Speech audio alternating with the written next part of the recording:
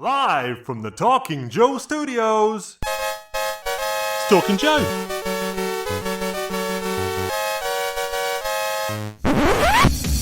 Talking Joe is on the air.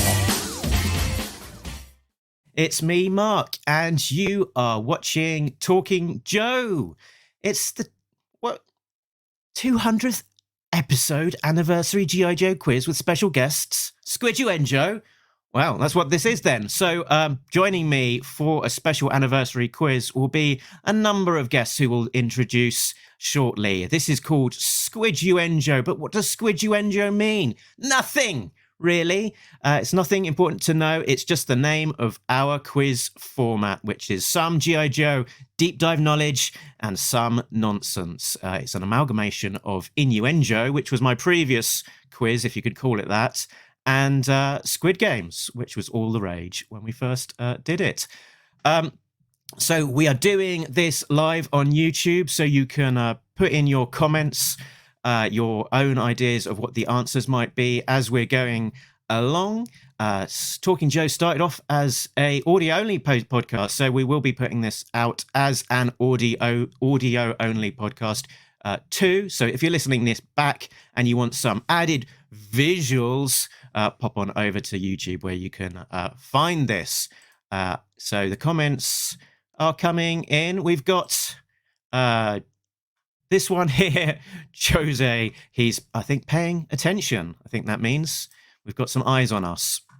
But the eyes will not be on just me alone, because I will be joined by a number of special guests taking part in this quiz. Let's introduce, first of all, my regular co-host. It's Real American Tim. It's Tim Finn. Hello, Mark, and listeners and viewers. Hello, Tim. And hello to Sergeant Slaughterhouse, who's also joining us live from the land down under, I believe. So speaking of which, have we got anyone else on the other side of the world? He might not have been hidden under his desk for the last week, but he's here nonetheless. It's Steve. Hello, everyone. Yo, Joe. And congratulations, Indeed. Talking Joe, the long-running comic and other adjacent G.I. Joe podcast. Comic and adjacent. Love it. Steve, I don't know. I didn't have an intro planned. It's early. It's just gone 6 a.m. down under here in Brisbane. It's 6 happy to your be time, here. is it? Crikey. That's Wow, correct, that's dedication. Thank you. Well, It's if a I full-on wasn't up talking middle to of you, middle I of the would forehead be- salute to you. If I wasn't up talking to you guys, I'd be up handling the kids. So this is actually a refuge. I'm happy to be here. Excellent. This is so sort of like the television is the babysitter, or the iPad Yeah. is the babysitter. Is there a kid What- just off camera and it's just sort of being generally babysat by dad and some microphones and some headphones? I guess they couldn't hear unless they're watching it on YouTube. Exactly. I'm currently placating my child right now. So if you see any funny faces, just know that he's watching me on the other side in the room. No, I'm kidding. He's probably with his mother, which is, yeah. Every now and then she needs to take a turn. But let's let another former host take a turn. Thank you past for that. indulging me, guys. So Steve S-Jub7, the first of the broken and replaced co-hosts from the show to be joining us Second. back again. Oh, well, the first back. the first joining us today. Chris McLeod could not make it, and neither can Ben. But one of the originators is here with us today, live from his loft. It's Chiefy Two Shoes. Howdy, howdy, howdy!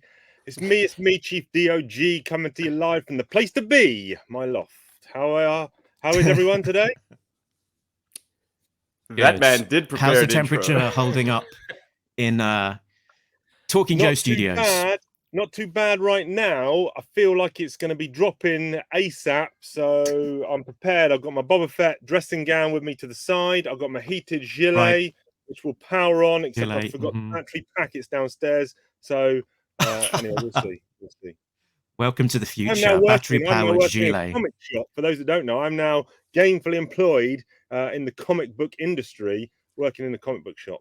UK's biggest independent comic book shop, and supposedly, according to eBay, the seller of more new comics on eBay than any other comic shop in the world.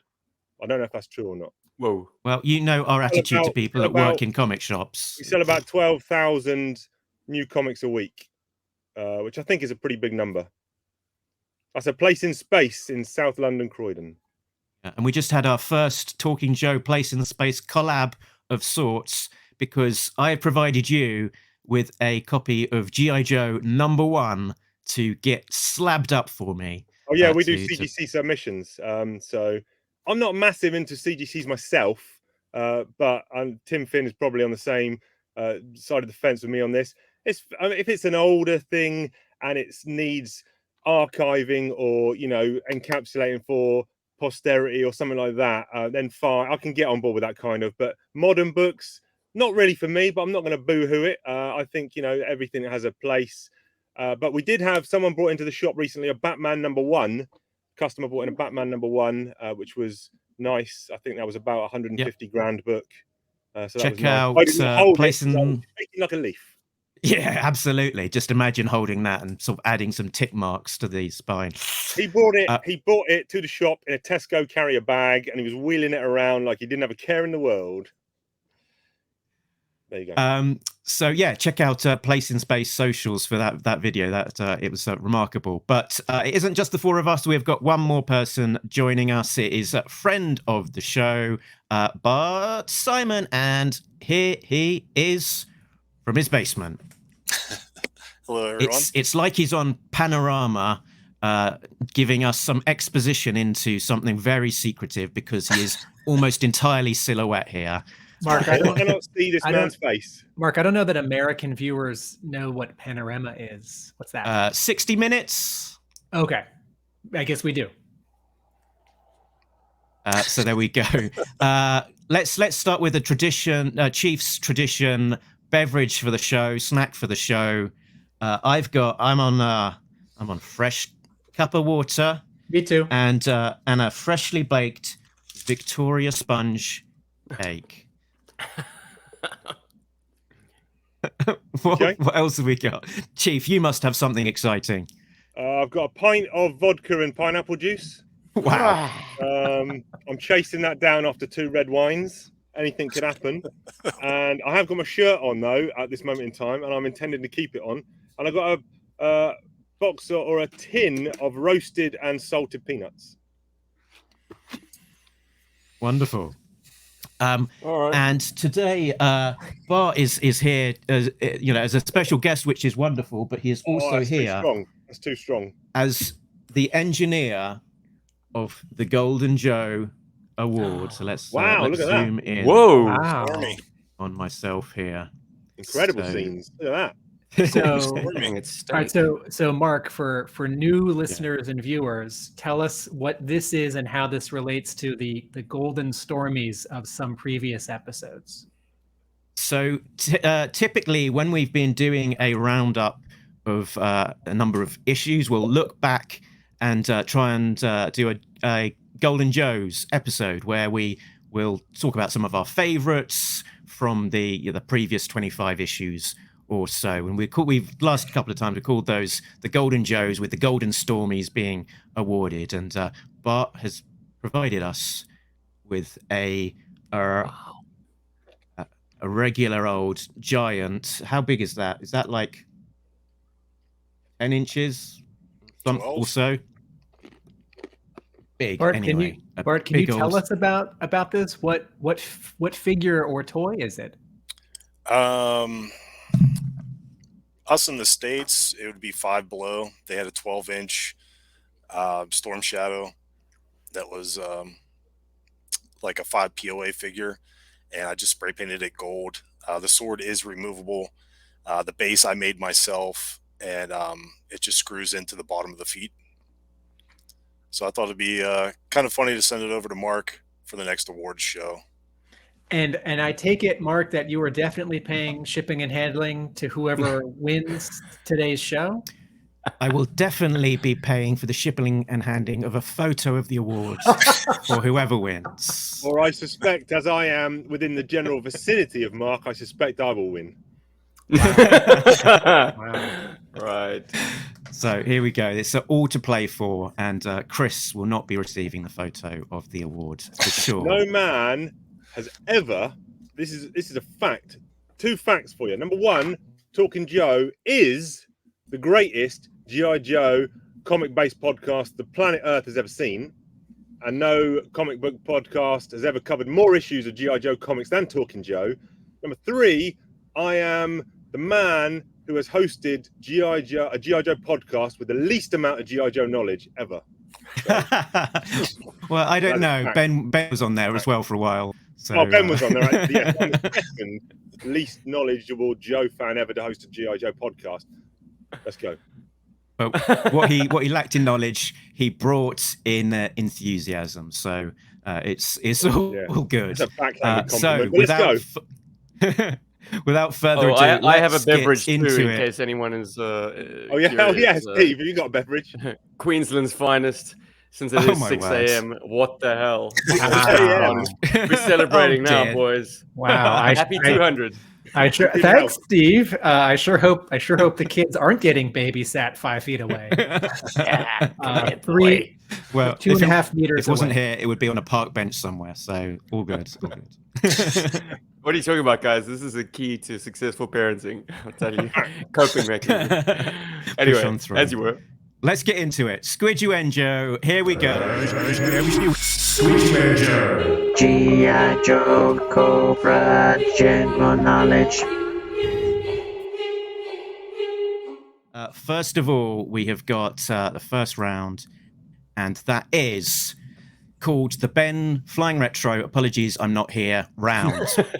He's getting pissed up at a party, so more fool him. You could be getting pissed up right here. Damn it. Yeah, exactly. Chief, as the person that knows Ben the best, do you want to read out that quote on screen, that his message to us? I speak to this clown every morning at 8:30 a.m. We call each other every day at 8:30 a.m. I have to speak to this idiot. So I'll read out his question. Happy anniversary to Talking Joe. Sorry I can't be there, but I'm at a party getting absolutely smashed on aspirational ales. Here are my toy-based questions.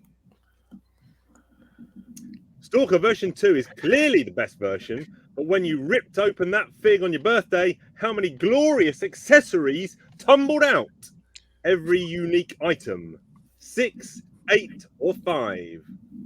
Ooh, let me count. We're writing the letter, right? Not the answer, right, Mark? Yes to Tim. Yep, that's fine. Yep, we'll get to the answer, and you can mark yourself and keep the score. So what did he have? He had a power drill. He had a An bottle of Espadrille. Gatorade. I don't know. Well, I'm giving the answers away here.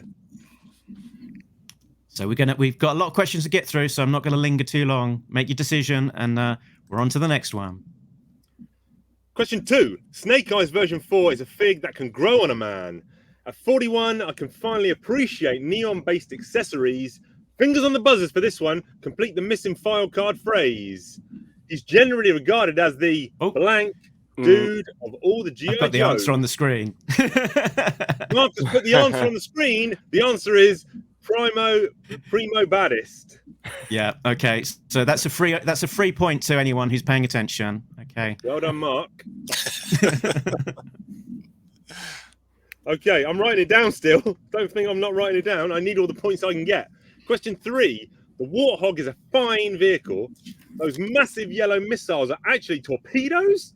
If you were on one of the lucky yuppie lavas to be opening on Christmas morning, I don't know what that means. How many flag points would you be adding to your collection? Great questions from Ben Flying Retro.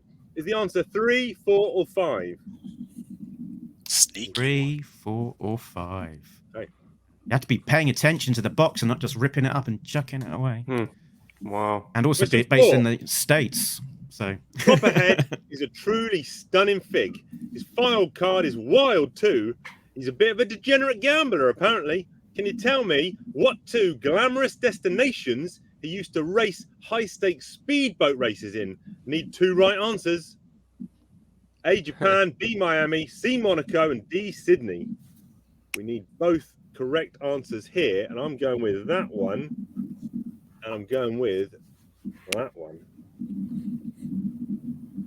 Glad he's chosen places that have got accessible bodies of water. Otherwise, that would have been a lot easier. Finally, is this finally, Mark? This is an easy Finally, like I said, number 5. I loved a Toxo Viper as a kid. Within the Cobra ranks, what were they commonly referred to as? A, the Dodgy Suit Unit. B, the Chemical Toilet Brigade. C, the Leaky Suit Brigade, that's the vodka. Or D, the Dropout Squadron. Done. Chemical Done. Toilet Brigade. Is that not the right answer, Steve? It's a great Leaky answer. soup. I think it was. I don't know if it's the right one, soup. We're Okay, marking our own work right now. Okay. marking your own work. So we're going to have some big old school honesty here. There we go. Tim's showing us. He's written down something. There we go. Okay. There. Okay. So here we go. Stalker. He came with a lot of accessories, but how many? Shit. Very good, Stephen Here we Kelly. go. Stephen Kelly was right in there with the right I answer. forgot about the freaking paddle. A lot of accessories because you had the arm attachment for the canoe to that little sort of backpack floaty thing. What a joke. Every toy I don't question. remember having the paddles. Every toy question I get wrong, I'll just chalk that up to this being a comic book podcast. There you go. Although I don't know what my I don't know JoJo what Mike's excuse is then. Every question I get wrong, I'm chalking up to being a G.I. Joe podcast. Or being drunk. Here we go. Question 2 was primo baddest. Sorry, Ben, for mucking that Got one that up. one right. 1 point. Yes. sounds like a Hama-ism. Yeah, that's definitely a Larry Hama written file card, isn't it? So Warthog, how many flag points on the back? Yes. It was 4. Ding, ding, ding. Always go with the middle option. Yeah. If in doubt. So if you have to select 2 out of 4, how'd you go for the middle? Interesting go here. Oh, it was Japan. I was thinking Japan and Monaco. He didn't know Okay, any places in so Japan. You get a half. It's 0 or 2 points because it says need 2 right answers. Yep. 0 or 1, I think, is it? Oh, okay.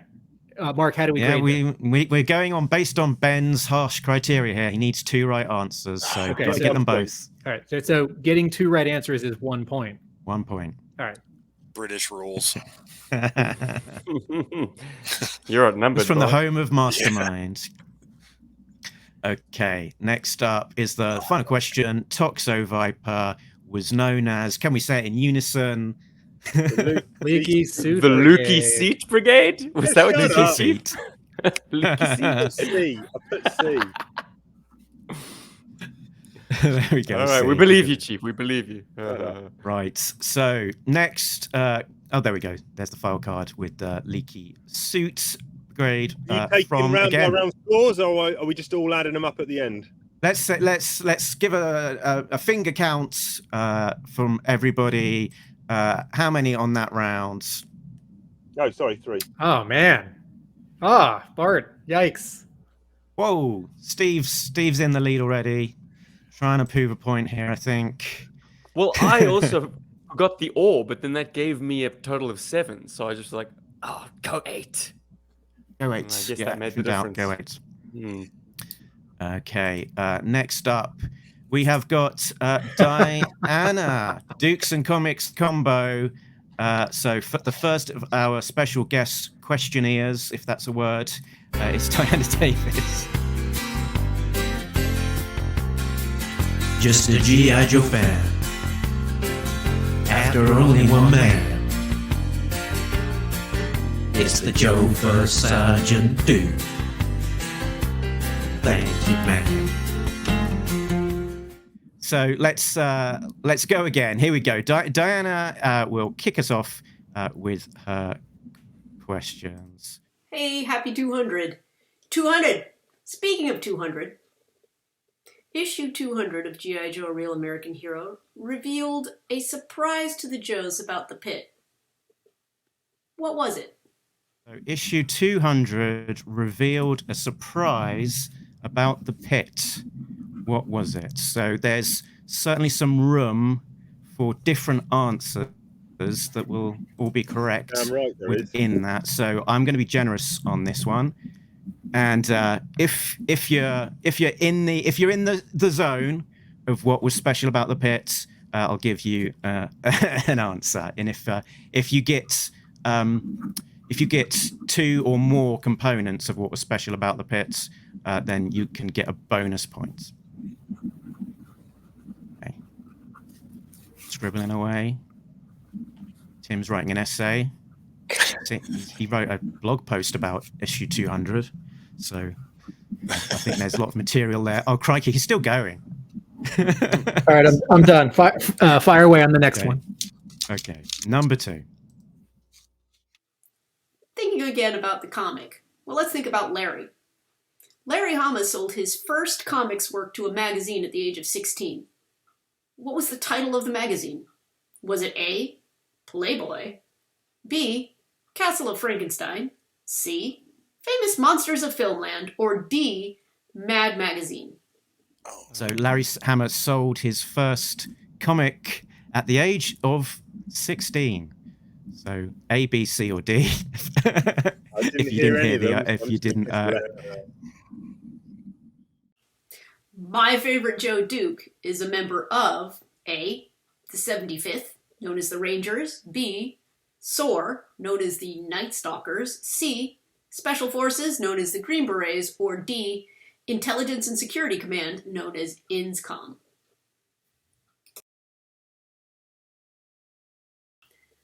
More to do with the cartoon than the comic, but I'll go ahead and ask it anyways. In his long career in voice acting, Michael Bell has voiced 2 characters named Duke. One is our favorite blonde, yellow-shirted, bandolier-wearing, awesome cool guy Duke. What was the other Duke, and what cartoon was he in? Here we go. Ready with the answers? Everyone feeling confident? No. Or not? Okay. So, the surprises included new sections that had been hidden from them. A ramp to a fighter launch module, a catapult to launch the jets up, 2 pillbox defense towers that could rise out of the ground, and a completely separate, unbefore-seen secret base full of really nifty surprises, like giant robots, giant eyeballs, and a floaty Serpentor inside a little tube. Sex dungeon. Now, I put it was actually Castle Grayskull in a former life. Is that kind of right? I think that's a little bit too far off the beaten track on that one. Yeah. Tim, do you want to read out the essay that you wrote? I wrote, it's built over another base. It's got an unknown door to that base. There's a giant freaking eyeball. So I think that's 2 All points. correct. And So not double 3. points. And Steve, did you call out the catapult, your favorite feature of the new pit? Nah, I just zeroed in on the giant robots. That's kind of all I entered. But I don't know if that's worth a point. I'm happy to take 0 on that. I'll give you a point for giant robot. No. Giant robot, giant eyeball. Well, thank you. So Larry Hama's first comic book work, news to me? The answer is B, Castle of Frankenstein. You can see a copy of The Box from issue number 9 of Castle of Frankenstein. So that was B. Fantastic. Tim I didn't happy. remember any of the titles. Yeah. I was like, and Steve was lucky. The answer is C, Special Forces. Duke's a Green Beret. He joined the Special Forces after he graduated the top of his class at Fort Benning and went on to serve in Vietnam. And then he ran 4 different Special Forces schools where he actually met up with a few other Joes. Well, soon-to-be Joes. 2 of them, maybe. Which 2 Joes did he meet up with? That's a bonus question. Well, I knew the answer, but I got the letter wrong. So that doesn't count for poop, right? Correct. So What Joe's did he Diana meet when sneaked he in put in a sneaky bonus answer or question rather at the very end of that answer, which is unconventional. She said, "Who did Duke work with before meeting, joining the GI Joe team?" She's looking for 2 names. Can I and just this is do Diana's a random answer. stab at it? I don't know the answer, but are we doing this as a question? Yep, a bonus question. Okay, scribble it down. All right. And here we go with the answer. During his time running those Special Forces schools and doing some little extra work for the Special Forces, Duke ran into Roadblock and Flint. Damn. Is it all or Roadblock none? and Flint. Well, also, All or none. Roadblock's the easy one. If you got Flint, then that's going extra. So Well, Flint, he they first introduces appeared Flint as a to duo, the didn't they? team. Yeah, well, yeah, that sequence in the field with the armadillo, like Duke seems to have known Flint from early on. That was the only scrap of evidence. I didn't remember could that. think I didn't get the reference. Well done, Steve. Yeah, that was it, wasn't it? Okay, so who was the other Duke? Michael Bell also voiced a character named Duke in a cartoon known as The Puppies New, The Puppies Continuing, or The Puppies Further Adventures. Duke the dog was the leader of a pack of rough, tough strays that Petey the puppy ran into as he was trying to find his boy. These are trick questions. Yeah, and Yeah, man. I thought he was characters there's some design of Duke dog design disguised as a doctor. So the puppies sounds like a wild old cartoon. Diana, if you're watching this later, we're sorry for the lag, but those were all great questions, and we're happy to have you part of the show. I blame Steve because he's so far away. He's sucking up all the bandwidth. Yeah, fact. You want me to leave and see if it gets any better, Bart? I might have a chance of winning if you're gone. What's with these video submissions, man? Just write out your questions.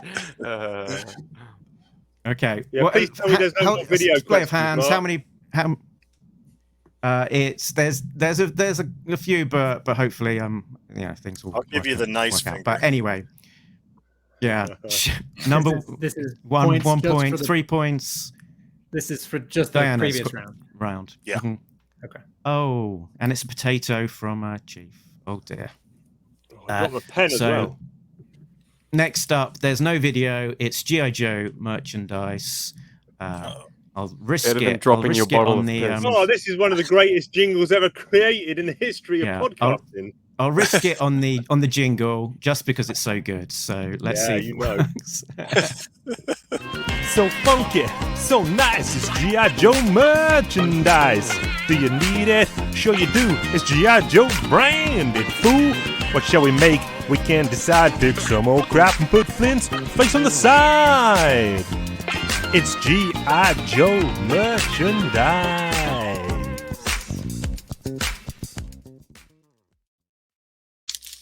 Oh, mate, that is. That is actually, that's great. I will say that unequivocally. That's great. Thank you. There we go. Back in the days when we had some good jingles on the show. First question. This is my round. What is this image? So I'm going to give you some images from G.I. Joe merchandise. You're going to have to guess what the item is. So this first one, we've just got it's a picture, some dog tags. They say gung ho grape. What is the solid guess item? right here? Solid guess. Yo, Joe I'm Cola. not gonna be too tough on you. So as long as it is in the round as an answer on these, you can have it. You don't have to give me the exact name because these are obscure. Oh shit! Maybe that's Okay. not the right answer. Gung ho grape. Okay. Next up, question 2. Oh, I know this. It is a picture of a weird-looking bazooka face. Nothing weird about that. Is that classified? What is this? This is the latest unveiling of Classified. I think I reckon I know this hot, one. I Hot on the reckon heels I of know this Falcon. I think that's one of the 5 points of articulation figures. It could be. Where they're producing it on a slightly smaller budget. Okay. So next up, here we go. It's Ninja Force, but not as we know it. That's hard. What is this? Son of a... Give you a full screen on that one because it looks like people are struggling. What could this Well, be? it's- If anyone's Well, going to get it, It's printed it'll be on some Chris. thick cardboard, I think. So Yeah, it's sort of thick, glossy, shiny cardboard. can I not just write cardboard? Is that not? It's not. Cardboard is not the main product on sale here. Do you guys remember in the 80s when you didn't have enough money to buy a G.I. Joe figure, but you'd say to someone, hey, let's buy some G.I. Joe cardboard? Yeah, I wish. did do a bit I of that. wish I remember that. Okay, next up. It's Zartan. But what is the product? It's something out of a board Could it game. be? I know that. It looks a little bit like a board game miniature. Zartan, saying the if that's enemy. It Is says. he pooping? Aw. It's a mound of poop underneath Zartan. I think he's standing just behind a stalagmite. Okay, That's what's happening. I'm changing all my answers.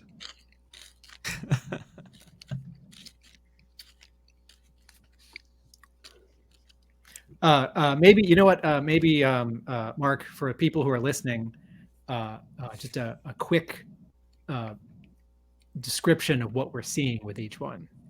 Yeah, I was trying to do that. So yeah, we've got Zartan. It's some sort of model. Don't know exactly what it is. He's a not very articulated sort of blob of Zartan. Full figured. The previous one was Andrew Wildman's second G.I. Joe cover with the ninjas looking at the castle, but in different colors, printed flat in a rectangle on some kind of cardboard or paperboard. The previous one was I think the technical word is goony looking bazooka.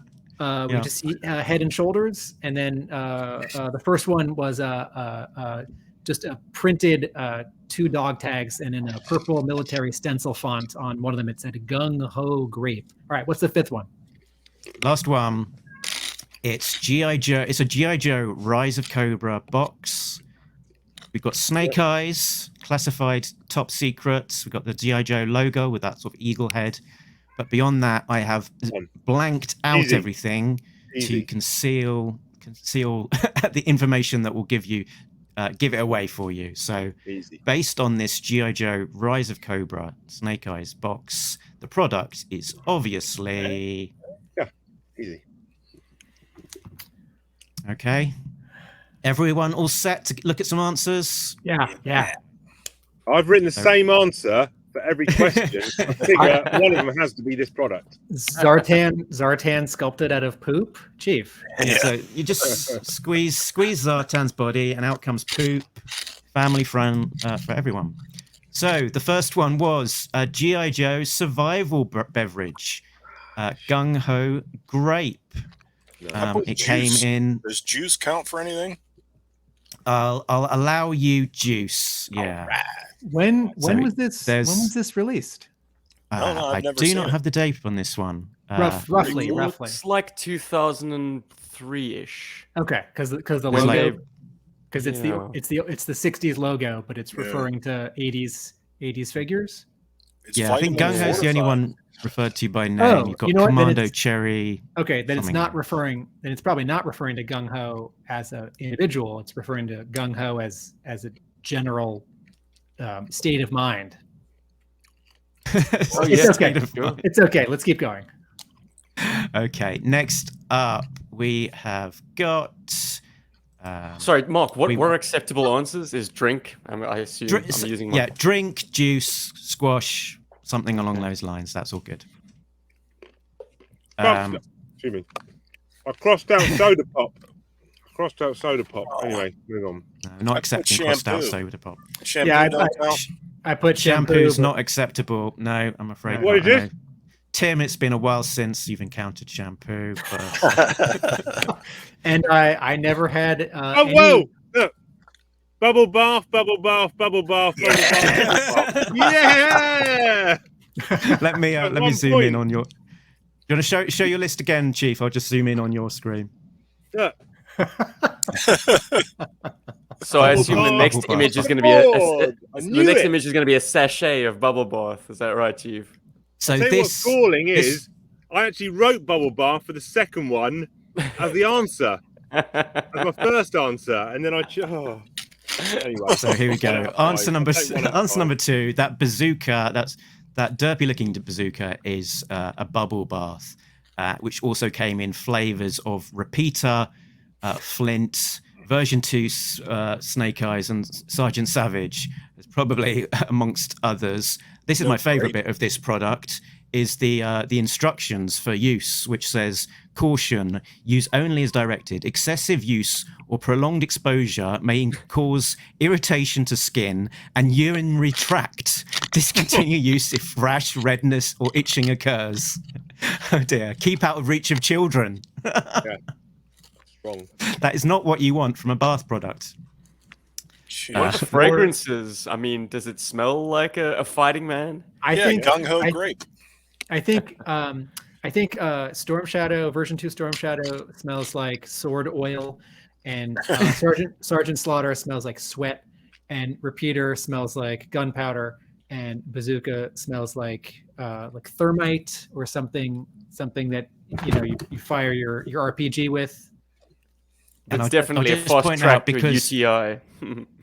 Because everybody loves Bazooka Bubble Bath. Just one brand of Bazooka Bubble Bath is not enough. Here's another flavor of Bazooka Bubble Bath. So, number 3, the one that everyone seemed to stump everybody. Bubble Bath. It's not Bubble Bath. Did anyone have any strong feelings towards what this one might be? It was not a trading card. Not a coloring book. I put kite. Not a kite. The gloss of it made me think it was a catalog cover, but I just didn't have the catalog. I've never seen it, so. No, it looks like a thick card. So the image is obviously based on issue 121, 131. To Save the Silent Castle. That isn't the product. The product was Ninja Force trainers. Wow. Okay, and for Americans listening to this, Mark means sneakers, shoes you put on your feet. Yeah, it's because the English train in trainers and the Americans sneak about. And this is from then, right? This is not must like have been from that era. This is not like the expensive sort of designer like Cobra Commander shoes from 2 years ago. These are kids for design for kids, not adults with lots of. Are they Elliot size? Not quite yet, but man, oh man, that is now firmly in my sight. I think they're Ninja Force sneakers, vintage. eBay alert. I think they're Billy or Tyrone sized. Awesome. What's any strong feelings about what Zartan, the little Zartan miniature thing? It's a stamp. Paint by numbers kit. Oh, Tim. Yes. Paint a figurine kit. Wow. Yes, so you get that was impressive. the blank Zartan, paint him up as you want, with a giant dung pile underneath him, for example. Are those colours enough, is what I'm saying? I can see grey, brown, Is there a bubble blue. bath in there? The bubble bath is to remove the paint when you want to paint him in like Python Patrol colors or something. That's it. There's no black. Oh, they're black on the end. Sorry. Yeah. Okay, so this last one was the, I think, hardest one and the most surreal. Did we have any guesses for that? Most surreal. Cosplay A mask? It wasn't a mask, but there was cosplay The masks role play released. set, isn't it? Wedding ring. No. Wedding Bubble ring. bath. It actually the Snake Eyes wedding ring actually comes with a clear vial of drops for Scarlet to cry. Comes with a crying bride. This is the Groom and Go bath set. So it is a kid's play set with a play razor. Whoa! Back a up. play razor. A kid's play set with a razor. Mate, I was shaving since I was 12 years old. I think this is a make believe play shave razor is what they call it. No way. So I'm not It You wanna says there be- at the bottom: play, shave, razor, Mhm. and brush. Steve. Bizarre. Reading, yeah, that So helps. for all the 12-year-old fans out there, or fans who've been fans since 12, remember we also want fans who are younger than 12 to get into GI Joe. it's for ages 3+. Wow. So, Three but- plus! Yeah. Because it's play shaving, you know. You could one for Elliot say, look, son, you're going to have a life of shaving ahead of you. You're going to have to get used to this stuff. I can imagine an issue 33 and a half that would have come packed with some toys 10 years ago, where Baroness and Major Blood are smuggling Billy out after the assassination attempt, and Major Blood's looking at Billy and he's thinking, when's he going to start shaving? Right, and that's what this kit's for. How many points we got? Who's Yeah, winning? show of fingers. How many points you got? 1, 1, 1, 2. Oh, so it looks like Steve is sort of. It's a hollow plowing on victory if it ahead. is a victory. I mean, let me not prejudge, but like Chris, if you're watching this, Diagnostics pal, not here. I'm coming for you one day. Well, yeah. If Chris watches it back, you know, he could always jot down his answers and see. I'll be honest with you, Mark. He's what you not would've watching got. it back. You know what? But You know what? speaking of which, I might pledge next. maybe next year, maybe in 50 episodes when we do this again. Maybe Mark and I can go on eBay and get a Rise of Cobra Groom and Go set, spray painted gold, and that can be the trophy for the next one. Unfortunately, that actually has to happen now. Now that you've said it, nothing else is spray actually paint. gonna- Just get a sealed one, spray paint the box. It has to happen now. Steve, I want to Okay. see Elliot with that set walking around in them Ninja Force shoes. Well, he, I mean, for now, he worships his daddy. So if I ever shave, he'll be like, he wants the razor. Yeah, son, have that one. It's plastic. okay, let's bring a bit of professional sheen to this debacle with Chris McLeod and his pre-prepared question. Hello, guys. Congratulations on episode 200. Amazing. Sorry I can't be there to celebrate with you. So here are 5 questions instead that you have to work out the answer to, obviously. Question 1. This past week saw the sad news that a factory in Ireland would be shutting down, famous for producing Action Force International Heroes products in the 80s and 90s. Can you name the city in which that factory is located? What is he smoking? I'm going to guess Gosh. one here. Okay. It- I know about Can't 10 hear you, cities in Tim. Ireland. Let's have one of them. I think he's smoking the fumes that come out of an action figure factory. Something. Can Okay. you name a city in Ireland? Yes, That, I not can. that one. Yes, I can. Which Ireland? I Well, suppose that an would be giving it island. away. I'm Irish. Someone in my past comes from Ireland, so I should definitely be able to come up with one city. I thought I could recognize that accent. Let's go. Question number 2. Write down Question number 1, write down a city in Ireland where that factory was, ideally, but if not, give it a go. And here's Question 2. Quick Kick was a very prominent character in the Action Force Weekly comic, but which Marvel character did he introduce into the continuity in the comic story Meditations in Red? Oh, I think I know this one. What? Did Quick Kick introduce into the pages of Action Force from Marvel? Is the hint. It's a think I know Marvel this. character that he introduced. This was written by Grant Morrison. I think you're right. No, I am right. Wait, can I ask for a clarification? Is this a Marvel character or is this a GI Joe character in Marvel Comics? This is a Marvel character appearing in an Action Force comic. Correct. Oh. And you've given it away there, Mark. Spider-Man. Oh, It is I'm not writing anything, Spider-Man. Steve. Question 3. Name the Action Force operative who dispatches of the Cobra weaponsmith with his own creation in the comic story Diamond Lies. Oh, this is man. ridiculously tough. Can I have the question again, please, Mark? Me. Yeah. Got the Yeah. issue. Question 3. Name the Action Force operative who dispatches of the Cobra weaponsmith with his own creation in the comic story Diamond Lies. I think Oh, man. it is. I think this is the answer. Not even given multiple choice on this. I think that's the answer. Okay, next up. Question 4. In the Action Force monthly comic story Super Trooper, which of the following men survives the Sky Striker crash to become the next Super Trooper? Was it A, Captain Glenn Goddard, or B, Captain Joe De Niro? That was a good issue. Was it Okay. Glenn Goddard with the ginger hair or Joe De Niro? Talking to me Not ginger hair. with the not ginger hair. Mhm. So if we're all ready for some answers, Yeah. get going.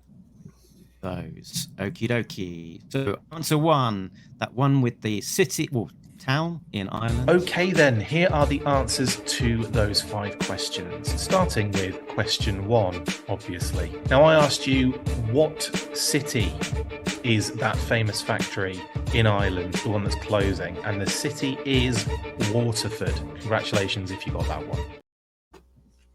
Whoa, question. I've only got 4 answers down. What were the 5 questions? It was Waterford, which we just heard. Question 2 City, was yeah. Quick Kick. Question 3 was the weaponsmith guy. Yeah. Question 4 was Super Trooper. And Yeah. did I play question 5? No. Yeah. No. Okay, let's do question 5 then. And question Unconventional. 5.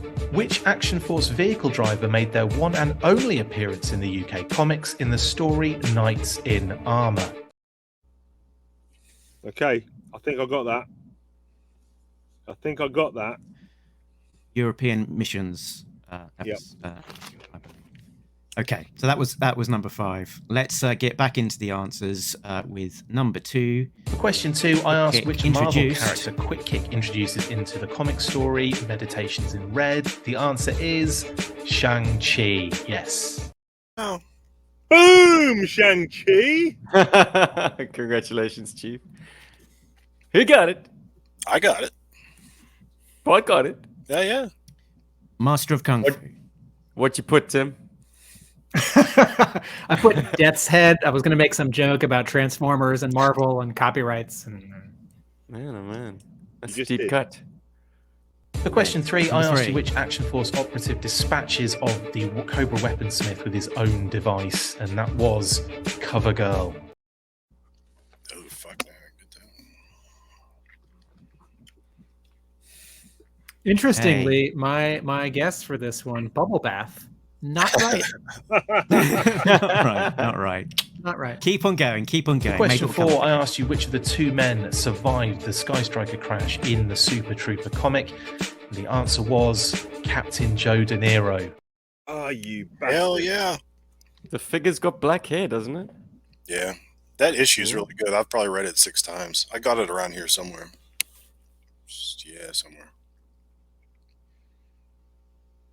And question number 5, which traditionally comes after number 4. Let's go. And finally, for question 5, I asked you guys which Action Force vehicle driver had their one and only appearance in the comic story Knights in Armour, and the answer was Backstop in the Persuader. So congratulations if you got any of those questions right, guys. I would be very proud of you if you do. Sorry I can't be there again. Have a great rest of the episode, and hopefully I'll see you for the next milestone. There you go. Peace out. And what's that thing I always do at the end of... Oh yeah. Full force. See you later. That guy might just win a golden, what was it? Grab and go health kit. What was it? Grooming. Rise of Cobra grooming kit. What was it called? He's probably got one Got a good already. guess here. Tim. Come on. I mean, Yeah. he doesn't have one that Mark and I spray painted gold. Again, I just want to paint this. Well, I it was- want to paint this picture accurately. We're gonna get a sealed one, and we're not gonna open it. We're not Dude. spray painting the 3 pieces. We're Dude. spray painting the box. It was not Spider-Ham introduced in the pages of Action Force. So up next is We're not going to do the Chief tally? with Wait a oh, minute. sorry, tally. Yes. How many did we get on that last round? Tim is in with 1. Oh my word. Four, Steve look at is strong Steve. there with 4. I don't even know Waterford, but hey, whatever. Did you Random. get that one Can we right? get a roundup of No. roundup of That was the one I got everyone's wrong. I think if we start getting a roundup of everyone's scores, Steve will be too happy and everyone else will just start crying. So Well, I'm I don't- voting in my own scores. My consolation prize is that this is my podcast too. So I will definitely be here for the next one and the one after that and the one after that. Steve's got to go back to his own podcast or 2. I'll be listening in to hear those tears. So, Chief, with the most Chief-centric of the rounds, I'd say only Chief could come up with this round. Tee it up to Chief. Actually, what's the thinking behind this round? And I'll put you in. It's just questions. So the answers are all there available for everyone to get correct. If you were Talking Joe listeners, so Jess Jubs, you're probably going to get 5 out of 5 because I know you got episodes 1 to 25 hardwired onto your phone. But Chief? these are just repeat questions that are Not a word of a lie, pal. I was going to do a round of questions based on those first 20 episodes. Well, you should. And it was going to be Chief's, I don't know, shenanigans. Okay. And Well, more fool you. So these are questions based on. These are questions that are straight up repeats of questions that I asked interview guests. So you just have to know what the interviewee answered. That's all you need to do. For our That's listeners and viewers, each of us participating also wrote a round of questions. So Chief won't be answering for this round, but each of us won't be answering for one round. So the points will still be an even and fair shot. So take it away, Chief. Thank you. So on the 5th of March 2019, I asked Chad Bowers, comic book writer, the following question. Cobra Commander has had a rough day. Not only have the Joes thwarted his latest plans, but he's been slapped with a massive tax bill and his car has a rear puncture. To cheer himself up, he's popped into the local ice cream parlor. What flavor does he order? Pistachio, birthday cake, vanilla, or triple chocolate? What was Chad's answer? Ooh. All good flavors, but which one did Chad think Cobra Commander would have chosen? Okay, next one. Next one. On the 24th of March 2019, I asked Kev Hopgood, legendary British co-creator of the War Machine armor, the following question. The Great British Bake Off is back on our TV sets, and this time there's a surprise guest baker. It's the one and only King Snake himself, Cobra Commander. For his signature bake, what does he go for? Does he do a cherry bakewell tart, a carrot pineapple cupcake, a tiramisu, or an apple pie? What did Kev answer? Carrot pineapple cupcake. Yeah, they're all the rage, apparently. Or they were in 2019. Or they might have been, or I might have made that one up. I don't know. Even you don't know. Even I don't know the answer. That's a fact. Question 3. On the 1st of November 2019, I asked Andrew Wildman the following. It's a rainy Thursday afternoon and you're looking for something to do. You decide to trot down to the local town hall as you've heard there's a local fancy dress competition going on. As fate would have it, one of the judges has fallen ill after eating uncooked tiramisu. You volunteer your services. Who has the best costume? Is it Lion-O dressed as Venom? Is it Ratchet dressed as Jean Grey? Is it Spider-Man 2099 dressed as Snake Eyes? Or is it Jubilee dressed as Lion-O? What did Andrew answer? These are all characters that Andrew worked on for Marvel Comics as an artist. He didn't answer. Why are you asking me this? No, he was very, very enthusiastic with his answer, I shall have you know. Great interview, by the way, that one. If you've not, Was it? Yeah, if you've not listened back to the Andrew Wildman interview in a while, I was check it out. more than It's a good likely one. drunk through the whole thing. So, was a deep dive. There was lots of questions about comics and everything. Was it? Yeah. And he got a huge amount of G.I. Joe toys, and I was like, oh, man. Did he? Wicked. Yeah. Okay, Amazing. question 4. On the 3rd of November 2020, I asked Tom Scioli, amazing man, the following question. It's dark, the sun is setting, and the big bots are coming out to play. Play music, that is. It's a cassette party battle. Ejections are happening in quick succession as Rumble, Frenzy, Ramhorn, Steeljaw, and the rest bust out their best dance moves. But what music is encoded on the winning cassette? Is it Say Anything by Peter Gabriel, My Heart Will Go On by Celine Dion, Relax by Frankie Goes to Hollywood, or Thriller by Michael Jackson? What did Tom answer? Do I He get was half in his a point? basement when we were doing this interview. I remember it vividly. Tom Well, actually, Scioli, I don't remember it vividly he's at from all, but Pittsburgh, so am I. I should just get was- half a point for probably association, drunk. right? I was in attendance at this interview. You were, Steve. I don't remember. I don't remember. You were drunk as well.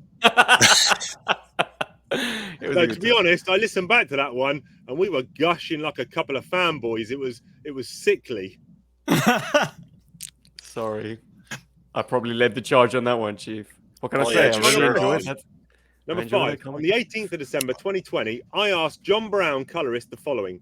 You take your kid down to the local shopping mall to pick up some last-minute gifts as the big day is arriving soon. You see Santa Claus, but he looks a bit strange. He's got a bald head, a monocle, a twirly moustache, a bare chest, and a codpiece. What gift does this plotting, preening Santa give your kid? Is it A, Surrounded by Idiots, a self-help guidebook, a 1/2 scale Megatron action figure, a free session in the brainwave scanner, a puppy, or an engraved monocle? What was John's answer?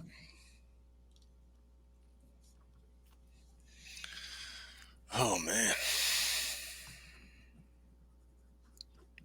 Bubble bath. Who was on this one? Was it you, Mark? Were you on this interview? That was me. That was me. Okay. Do you know the answer? Well, yes, because you probably do. But did you know the answer? I would not be able to remember this. Of all of the things that we talked about, I cannot remember the answer. But the fact correcting Joe has just popped in there to just say that the colorist is, of course, Jay Brown or James Brown. What did I put? Did I put John? It's Joe. the hardest working John. man in comics. John. Someone had to. He's done, I think, he's the artist that's worked on more issues of G.I. Joe than anybody else apart from Larry Hama. Really? Wow. Right, so in with the answers. Watch out now. How's that beer going, Steve? Oh, it's almost empty, man. Oh, you better Need another refill. round. Damn it. Oh, it's out of reach, pal. I'm riveted. I'm not going anywhere. So, first answer, Chief, was the cake being selected by Cobra Commander was... Or the ice cream.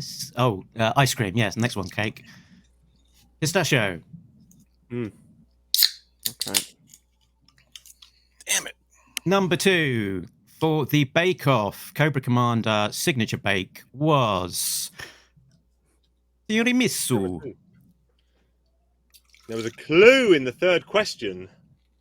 No, fourth question. Andrew Wildman chose with the best costume in this mythical lineup of cosplay. Not mythical. Jubilee. It happened. Dressed as Lion-O. Number 4, Tom Scioli thought that the winner of of that cassette party battle, Say Anything by Peter Gabriel.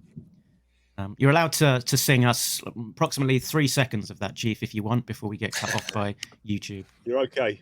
You're okay. And number 5, Jay Brown believed that Santa would give your kid a free session in the brainwave scanner. So that's all 5 the answers. Show of fingers, how are we doing? 1-1. You jinxed They me, were Chief. tough questions. They were tough That was questions. the toughest round you'll face tonight. Well, unless Tim actually They kills were, me. yeah, designed to be tough. Okay.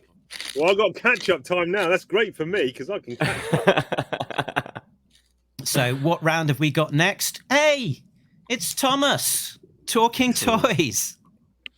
Hello, Thomas. What are you doing here? You should be in bed by now. Let's see what he's gonna do. He's gonna talk about some toys in very vague terms and confuse everybody. Excellent. Bubble bath. I recall from 50 episodes ago, Going to I was be- thinking too hard.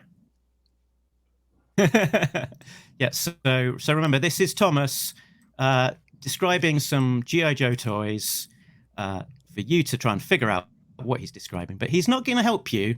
This man is not your friend. So pay close attention. Kids with toys. G.I. Joe. Yo, Joe!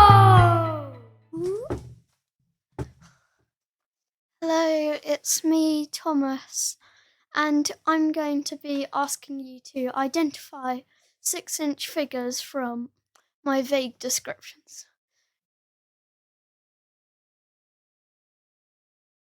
So the character has the number 14 on them and stripes on their pants. 14 and stripes on their pants.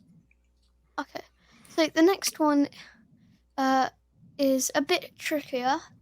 So they're a black and white ninja, which might give you a clue on who they are. Black and white ninja. The next person is in a red bodysuit with a black mask. Red bodysuit, black mask. This one has stripes on their trousers and they're blonde. Blonde might give it away. Stripes on your trousers, blonde. The blonde's a big clue, Thomas. This one is quite tricky. So I'll give you twice as many points if you can get this one. So they have a grey mask and rundown armour. Grey mask and run down armor. So I'll just do those 5 again. 14 on him, I think, and stripes on his pants. He said he's not an American. That's this child of mine. So I don't know what he's playing at. Trousers. Next one. Yeah, he means trousers. Black and white ninja. Vague. I've got a question Thanks, after Thomas. this round. I've got a question for the Americans in attendance after this round. Okay. Number 3 was a red bodysuit, and I think he said something like black mask. 4 was I cannot read my own writing. He He's said he's blonde got and he's got stripes on his something striped. trousers, and he's got blonde. The blonde is a big clue, he said. And then the next one, he said, is a guy in a mask with rundown armor. He's famous. This is a bonus bit of extra clue because you'll never get it otherwise. He is famous for having a smaller companion. A smaller what? Okay. More confident companion. Companion. At the very beginning, did Thomas say these were figures from his 6-inch He did. classified? Yes, they're all classified figures. He said that these are 6-inch toys from his collection. Toys. Read So they're back not all into GI that what you Joe. will. Hmm? This Thomas is not your friend. yours, Remember Mark this. Seddon. They're not all GI Joes.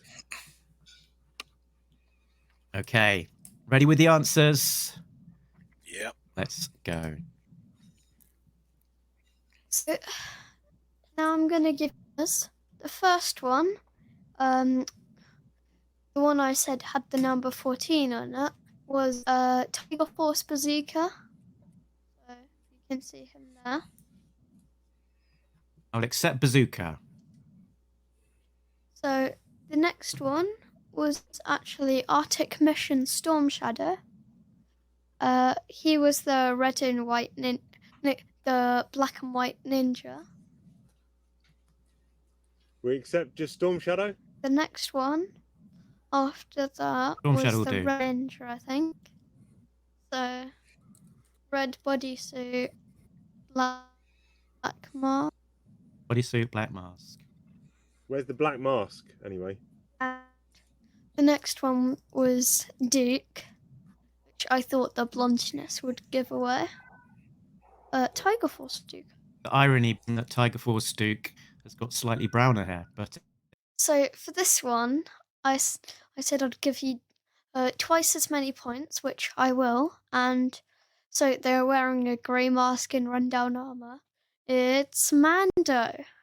And I didn't necessarily say all of them would be G.I. Joe figures. I just said that they'd be 6-inch toys, so. Hope you enjoyed the quiz questions that I'm doing as much as I do. And goodbye. Mando's a G.I. Joe now? I'm cool with that. Nice one, You never Thomas. said G.I. Joe. You never said Yeah. G.I. Joe. Good boy. But Jesus, run down toy armor. I was from thinking of like armor Thomas's that you used to like collection. run down a hill or something. Run down armor. Ah. My guess for his number his 5. Mando toy. His Mando toy is the V1 with all of the battered armor before he got all of the nice shiny armor. So Well, no one watches that crap show, surely. So no one talks about it for 10 minutes on the podcast either. My guess for number 5 was medieval Spawn. Oh, I like that. Oh, I like that. But then I was wondering, it's good thinking out the box. What animal does medieval Spawn go around with? And an eagle, a little dragon? I don't remember. And also, I hazard a guess that Thomas has no idea who Spawn is, let alone medieval Spawn. Right. That's fair enough. But since Garth Ennis wrote that medieval Spawn, medieval Witchblade miniseries, I know that somewhere in Mark's collection there are some medieval Spawn stories. Yeah. Yes. Thomas is a big fan of Garth Ennis. Preacher's his favorite. Wow. It's not. It's not. You got me there. It's not. Did he get dressed up for the show, or is that just a Tuesday night at your house? A bit of School both. uniform, man. He did want to put on a news presenter jacket for you Looking guys. good. Talking just quickly outside the box, talking of outfits, do Americans, obviously you say pants, but do you use the term trousers? And what's the differentiation for you between pants and trousers? Go for it, Bart. Me, I don't know. I'm asking. When I was growing up, trousers were like your fancier pants, like going to church or something.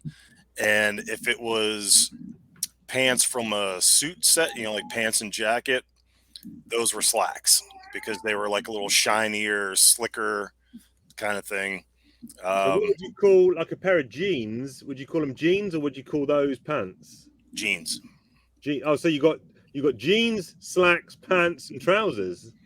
Wow. Yeah, pants is just like a general term for everything. Okay, gotcha. Okay. Like we're pretty sure that right now Chief is not wearing any pants. Boom! It doesn't matter if they're fancy, if they have holes in them. Well, pants for you guys is underwear, right? Yeah, I Correct. thought that's what Tim was saying, and we were Oh, agreeing. this gets layers and layers. I have no pants or trousers or slacks. Or boxers, or Well, I knickers. did get 3 points. I did get 3 Maybe points. knickers. Sorry, yeah, display of fingers. Chief had 3. Oh, but 4? That's Yeah, well I'll good. retract my 3. Well, lots of 4s. Crikey. You guys did better than I imagined. Thomas will have to be try even harder to be even vaguer and more misleading next time. So, next up, it is S-Jub 7 with a round that I have titled Who Dis, What Dis? But not made a song for it. So, Steve, take it away. You're kinder with these questions than most of us have been. Oh, really? I designed them to try and make the overthinkers overthink. And it was designed squarely at knocking Chris McLeod down a few pegs, but he's not here. So, Here we go. Yes, question number 1. This is basically like a G.I. Joe, Yojo.com Who-Bit section. This is a black accessory. It is a submachine gun. Is it Snake Eyes version 2, 1985's accessory? Is it Claymore version 1 from 1986's accessory? Is it the Iron Grenadier version 1 from 1988 accessory? Or is it the Nunchuck version 3 from 2002 accessory? Nunchuck version 3. Shampoo bottle. There you go. Bubble bath. Write down your answers. We're going to move on. Mm-hmm. Question 2. It's a removed head from an O-ring figure. It's in a green balaclava, or is it? Is it Beachhead version 1's head from 1986? Is it Undertow version 1 head from 1990? Is it Firefly version 5 head from 2000? Or is it Beachhead version 7 head from 2004? I mean, if you know those later heads, power to you. Honestly. My knowledge dropped off a cliff after 94. Hell, even earlier. Who don't like a little head? We now have a you're betting. silver sword. Okay, yep. Is it? Yep. Is it Quick Kick version 1's sword from 1985? Jinx version 1's sword from 1987? Storm Shadow version 6's sword from 2000? Or Fun School India Budo version 1 from 2001? Now, a quick question right. for you, Steve, is you thought Hit this it, was brother. going to tax Diagnostic 80? He'd have got these in his sleep. I'd like to know about this wooden veneer. Oh. It's the table that my Lovely. laptop is currently on, so I can't help you there, Tim. You're just gonna have to take it. I think it's an IKEA, actually. So Not Steve, lovely. there's Keep only it- keep it one right cheerful. answer. there's only one right answer, so that might actually narrow it down for you, Bart.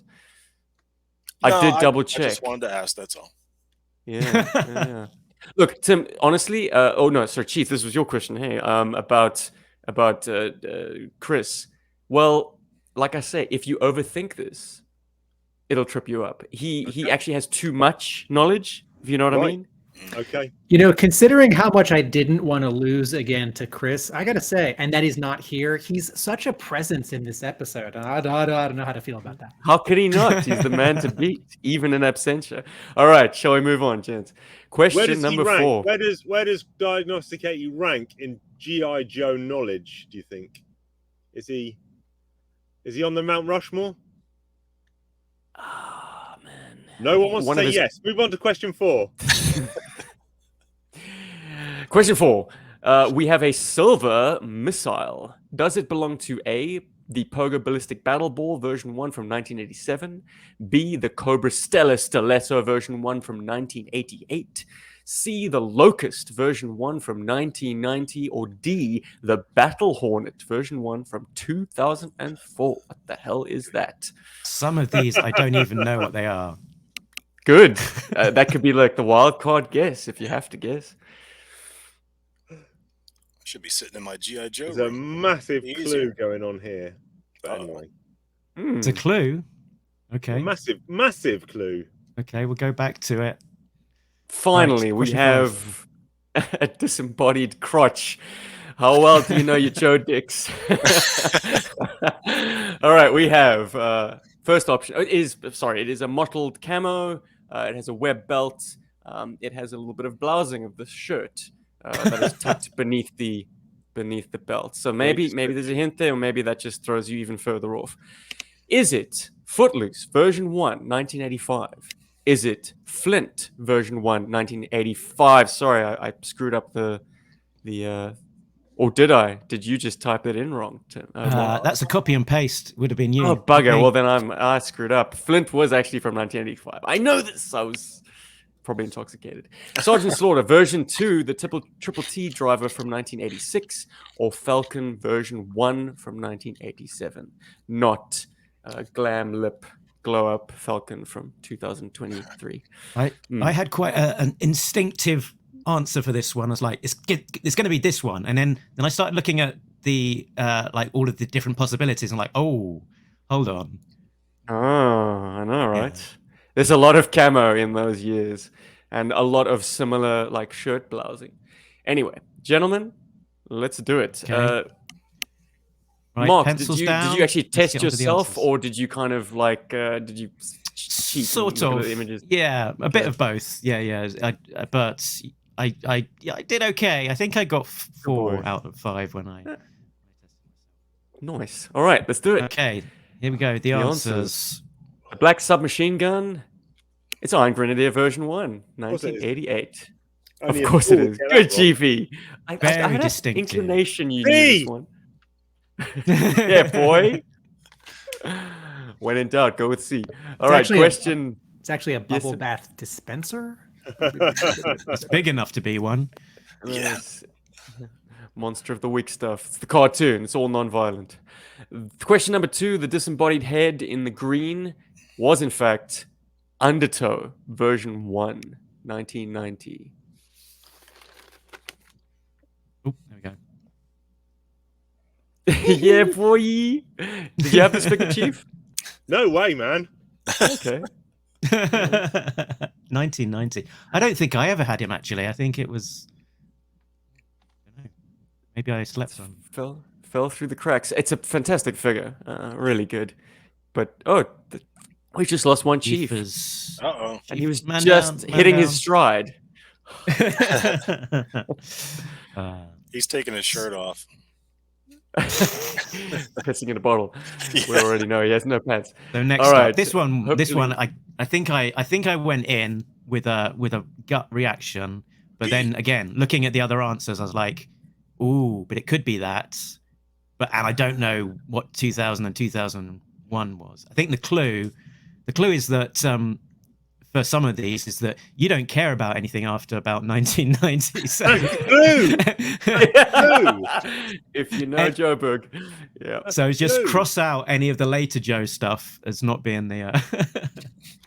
So the answers So, were, the answer was Jinx version 1, 1987.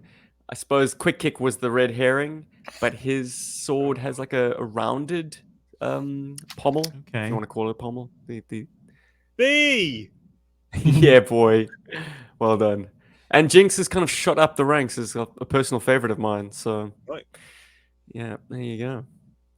Good. Question 4 was the silver missile. It is in fact belonging to the Pogo ballistic battle ball. And So we good. had an entry in from the comments. Shannon, that looks like a General Hawk missile for the jetpack. I have no idea what that looks like. They were way It- tinier. It's actually in gold. We didn't have those any missiles. scale. Yeah, no, I didn't want scale. It was a curveball, curved Now, missile. would McLeod have got that correct? I'm thinking McLeod would have overthought the sword thing because he would know that Budo in Fun School India line didn't come with a red sword, came with a silver sword. I'm But, thinking. But I'm thinking that McLeod is still in possession of my Yojo Cola from Assembly Required, so I need to be nice to him lest he drink it. So he would have gotten that right. across the board. All right. Finally, whose camouflage crotch are we looking at? It is D. in fact Footloose version Damn it. 1. Oh no, Bart. Shit. No. That's what I was gonna go with, and I was like, eh. Oh, never had this figure as a kid, but he's pretty ubiquitous, and for I don't know, no reason Yeah, other than the fact big that he looks favourite. fantastic. We have we have a question from Buttface. Thanks, Buttface. Was Undertow a single guy or a troop? He was a troop, right? Troop, yeah. And One of those strange did he- names. Did he never show up in the comic? I cannot remember a comic He appearance. was You know- in a mixed bag of, like in the later issues, in the sort of the IDW continuation, they mixed Undertow in with Lamprey and Hydro Viper. This is an issue that you, Chief, covered with Chris, actually. There's kind of Peril at the High Seas and a whole bunch of mixed Cobra and Destro water troops all featured together. And that's the only appearance I can think of. Good. So Bravo, guys. next round. You survived. Tallies? Oh yes, tallies. 3, a 3, and a 3. Oh. Congratulations. This next round is a reappearance of a quiz that we've done a couple of times on the main show, much to Tim's annoyance. It is a quiz that I like to call Serpent or. And where have I start that? Here we go. Is it a serpent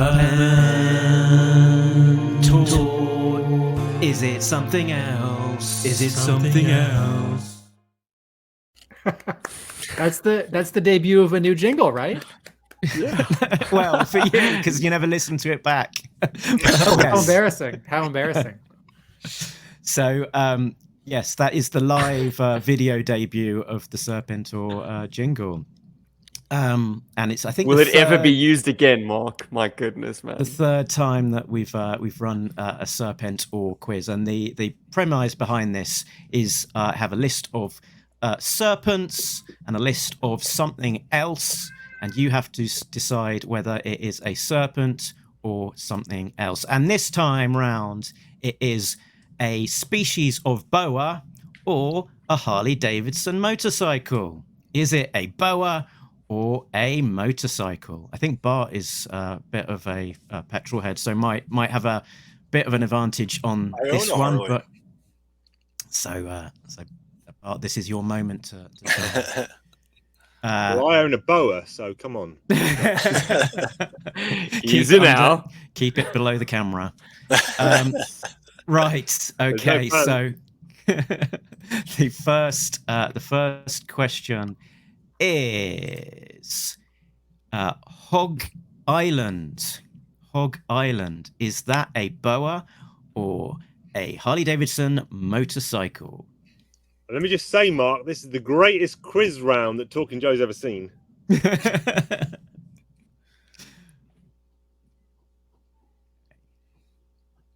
an either or, so you're in with a 50-50 chance. Number 2, Bobcat. Bobcat boa, Bobcat motorcycle.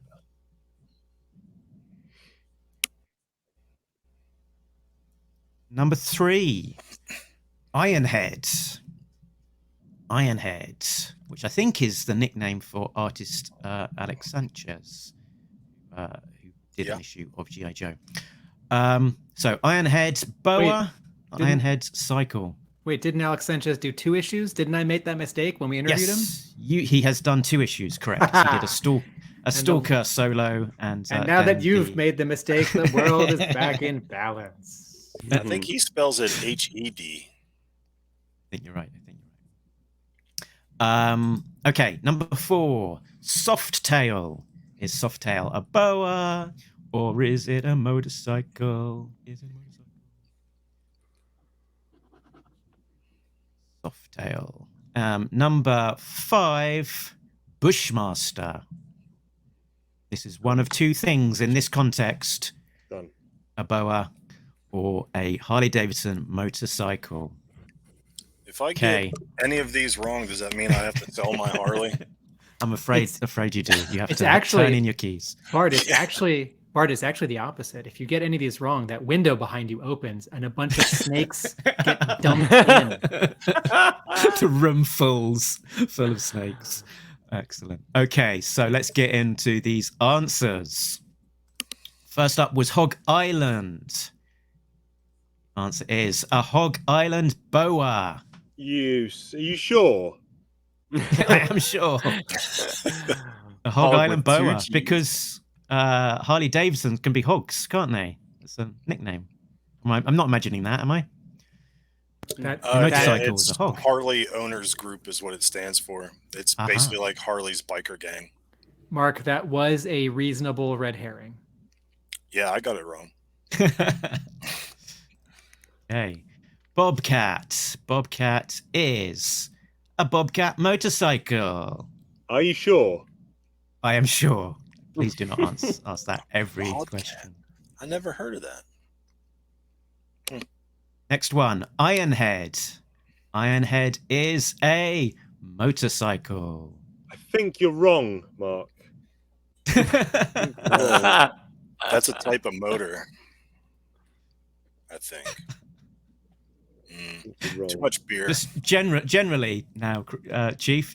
Generally wrong about everything, Well, or look, about a specific. I'm out of vodka, so I don't know what's going on. So. Softail. This quiz is a joke. Softail. I mean, a snake probably has got a soft tail. So it's definitely a motorcycle. That's what my old Harley was. I mean, I'm 0 for 4 here. Like Mike Trout swinging against Shohei Ohtani in the World Baseball Classic the other night. Come on. Thanks for the input. 2 when Shohei struck him out on a nice frisbee slider. Anyway, let's go. So, some quality input here from Buttface. Hog Island was what we called one of the girl dorms in college. Okay, strong. Get ourselves cancelled here. Next up, Bushmaster. Bushmaster's what they called one of the guys. Just one of the guys. Anyway, no. Keep digging. So,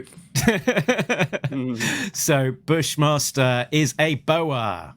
Are you absolutely joking me? 0 out of 5. It was 50-50. How can I get 0? I was kind of going for things that might lead you up slightly up the wrong path on those. So Success. 3 from Bart. That means that only half of the room is filled with boas. 3 for Steve. 2 for Chief. 2 but you for still got to get Tim, rid of your bike. And Yeah. it's I have Rock. 2, so I'll be all right. Mm-hmm. Oh, jeez. Nice. So that was my round. Next up is Tim's round, which I have called Tim's Impossible Comic Trivia, because I have seen what the questions are. Is it multiple choice?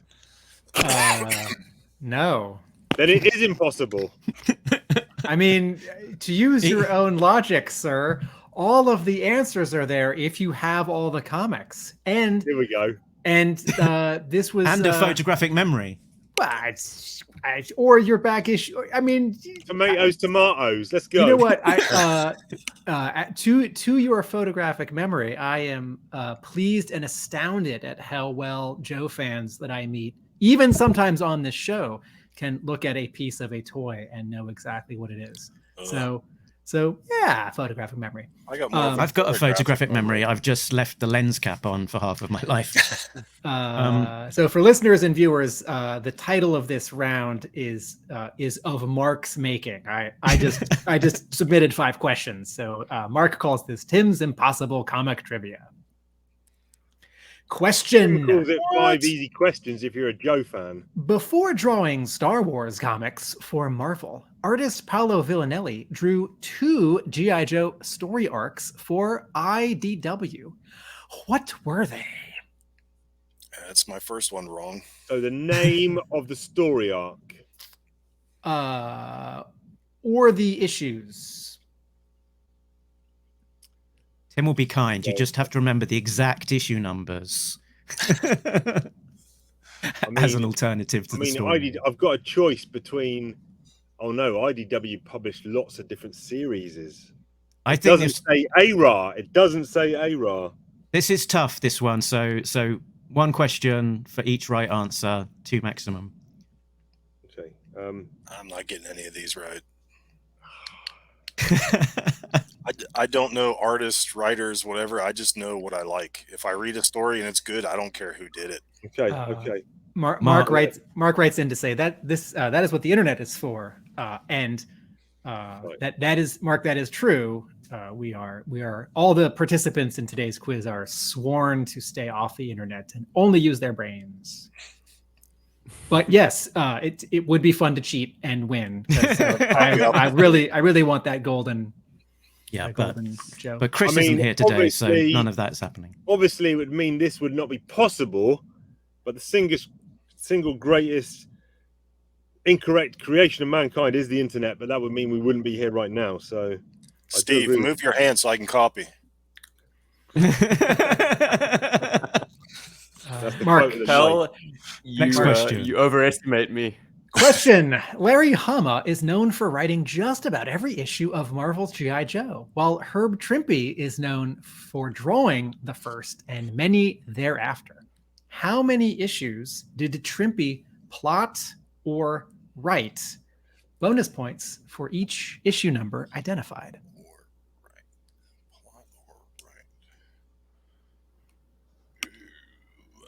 If you're on this, we're saying that 1 mark per correct issue should have a I more know than that one one for a Yes. fact. bonus point. So you could get as many points as there are issues that Trimpe plotted or wrote, and you could get as many points as there are issue numbers of those issues.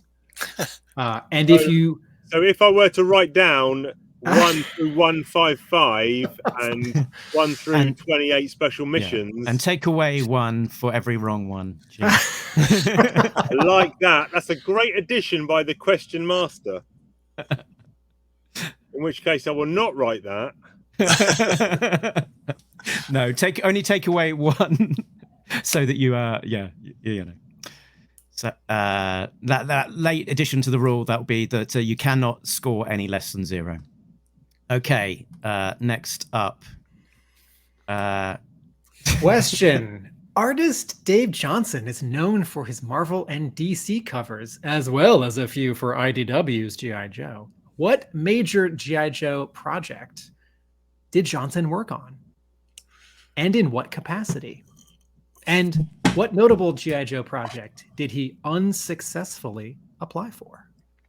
Now, me and Mark had a big chat with Dave Devil Pig Johnson at London Film and Comic Con, and you bought a lot of original art off the man. I did. And I cannot remember any of that conversation I had with him or what he worked on. So I got no idea. What major G.I. Joe project did he work on?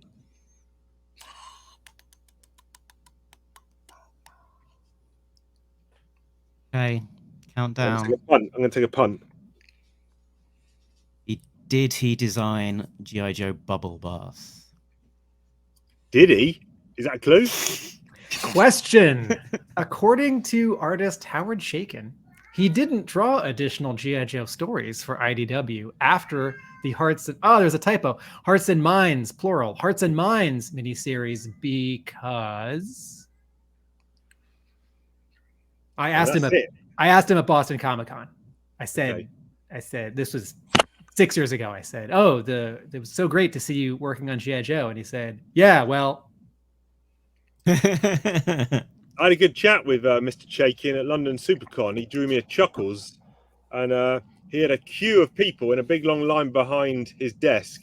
And he said, he stood up and he said, "I'm going to swear now, Mark, apologies. You can bleep this out." He said, "All you fuckers in the queue, stop getting in a line and come round in a bubble around my table, or you're going to hear the shitstorm of stories I'm going to tell everyone."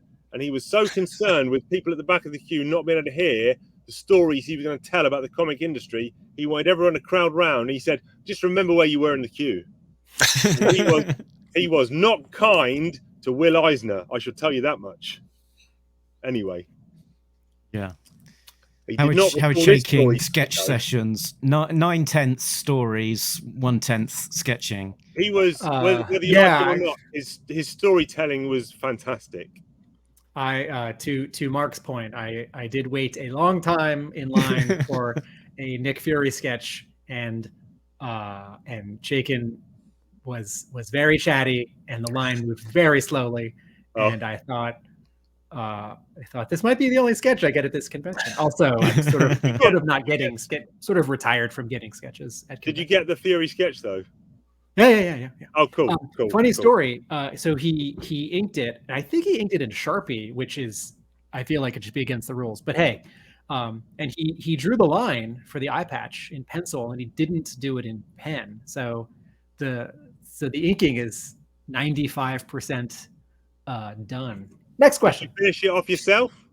I thought about it, but no. Question. Name all of the artists who penciled only one Marvel G.I. Joe cover. Let's call half a point for each one you get right. Name all the artists who penciled only Okay. one Marvel. You disagree with that? G.I. Joe cover. Well, let's do full points. Oh, is this waiting too much? Mark, it's your show. You, Okay. If you want to do half If points, Tim wants full points, Yeah. he's giving points to the competition. Yeah. So you know what? why not? Since this is a hard question, I will give you a hint. No one penciled only one special missions cover, so that's out. Okay. But it does include books outside of ARA that Marvel produced. Well, no one penciled only one of those, so this is the main series. Okay. I should have italicized G.I. Joe right here because this is the main series, 1 through 155. Okay. Name all. It's not even guess how many. It's name them. Name as many that you can think of the artists. And I shall also only one just G.I. Joe say, comic cover. Tim said this wasn't the hardest round. I did. You said all the knowledge is there.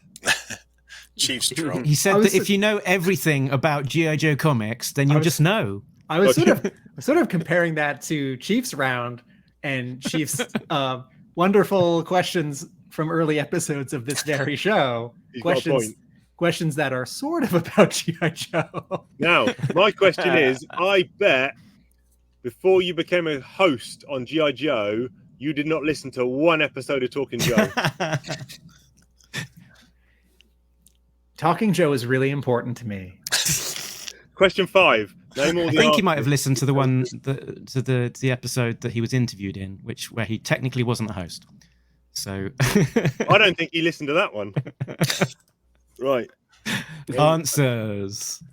Okay, Tim's Impossible Comic Trivia answers.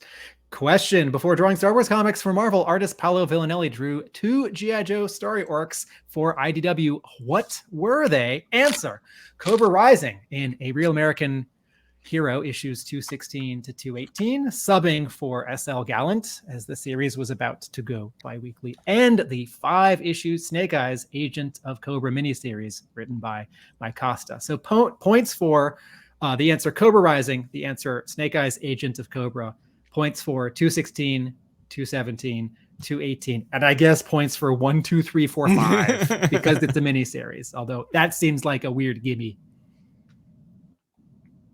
And I feel like this Snake Eyes. So if Agent I didn't get Cobra, any of these, is that like -10? That's just a potato. I said, yeah. I do feel like this Snake Eyes Agent of Cobra miniseries is A, kind of forgotten, and B, oddly orphaned, because as I recall, Snake Eyes is sort of a bad guy in it, and I feel like that thread wasn't picked up in the Catherine Travers series after. I forget where this falls with the Fred Van Lente series. But it's a good story. If you can track it down, it's a good story. Yeah, it's continuations of all of the threads that Costa and Chuck Dixon threaded through the shared universe. Question: Larry Hama is known for writing just about every issue of Marvel's G.I. Joe, while Herb Trimpe is known for drawing the first and many thereafter. How many issues did Trimpe plot or write? Bonus points for each issue number identified. The image here was a red herring because that's a panel from 1. Trimpe did not plot number 1. Answer. Trimpe plotted 3 issues. Number 4, Operation Wingfield. Number 6, To Fail is to Conquer, To Succeed is to Die. Number 7, its follow-up, Walls of Death. And he wrote 2 issues. Number 9, codename Sea Strike. And number 119, which he wrote and penciled and inked, Double Trouble, which I like because they finally did a story where like someone has a clone or like a robot double, which I feel like every... It's no good. I wrote 5 and 8, and it was 4, 6, 7, and 9. I could dance to her around the issues. Sea Strike was issue 8. Yeah, it was issue 8, Sea Strike, not 9. Oh, I'm sorry. Typo alert. All right. Does that mean that Tim someone gets doesn't know his G.I. Joe history? Yeah. Yeah, I guess I get minus 1 point for my Can we get a half a point? I got half of that right. Is it all or nothing? Half of what, right? I got 3. I didn't get 2. Did he not also write Ladies' Day, the G.I. Joe Special Missions? Special missions.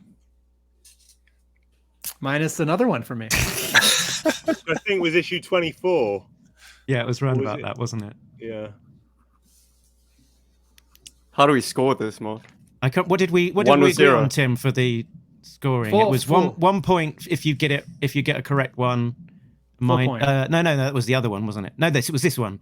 1 point for each correct one, minus 1 for an incorrect one, down to so that 0 is the So I put least that 6. you can get. I put he did 6. So we got 5 on the screen, plus the special mission ones would be 6.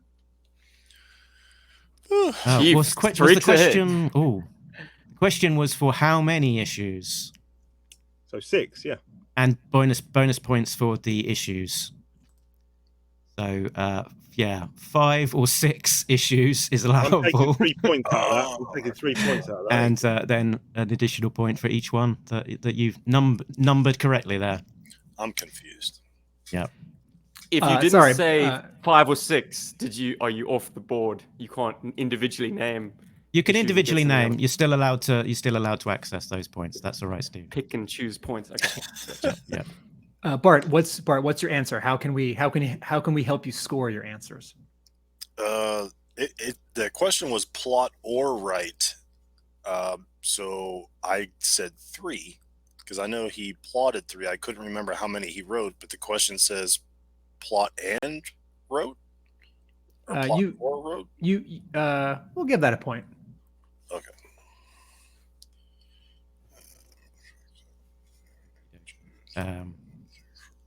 Right. The next one. Question. Artist Dave Johnson is known for his Marvel and DC covers, as well as a few for IDW's G.I. Joe. What major G.I. Joe project did Johnson work on, and in what capacity? And what notable G.I. Joe project did he unsuccessfully apply for? The answer is Dave Johnson was lead background and prop design on the animated G.I. Joe Resolute.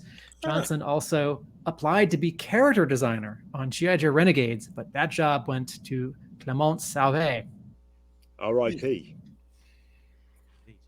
And Tim, I don't know if this was intentional or not, but I've just got out one of my sort of sketchbook folders with some with my sort of loose pieces. Yeah, go for a screen. Screen. You don't know if it was intentional of you getting the sketchbook out? No, I don't know if the image used was intentional that Tim selected, but from my personal collection. Sure. Oh, damn, he's got There it. we go. Dave Johnson, Cobra Commander design in red line pencil.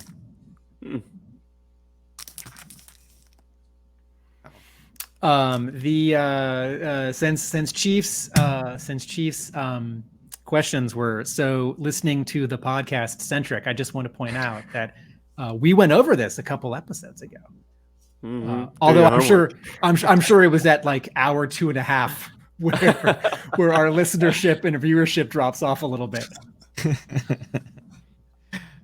Good.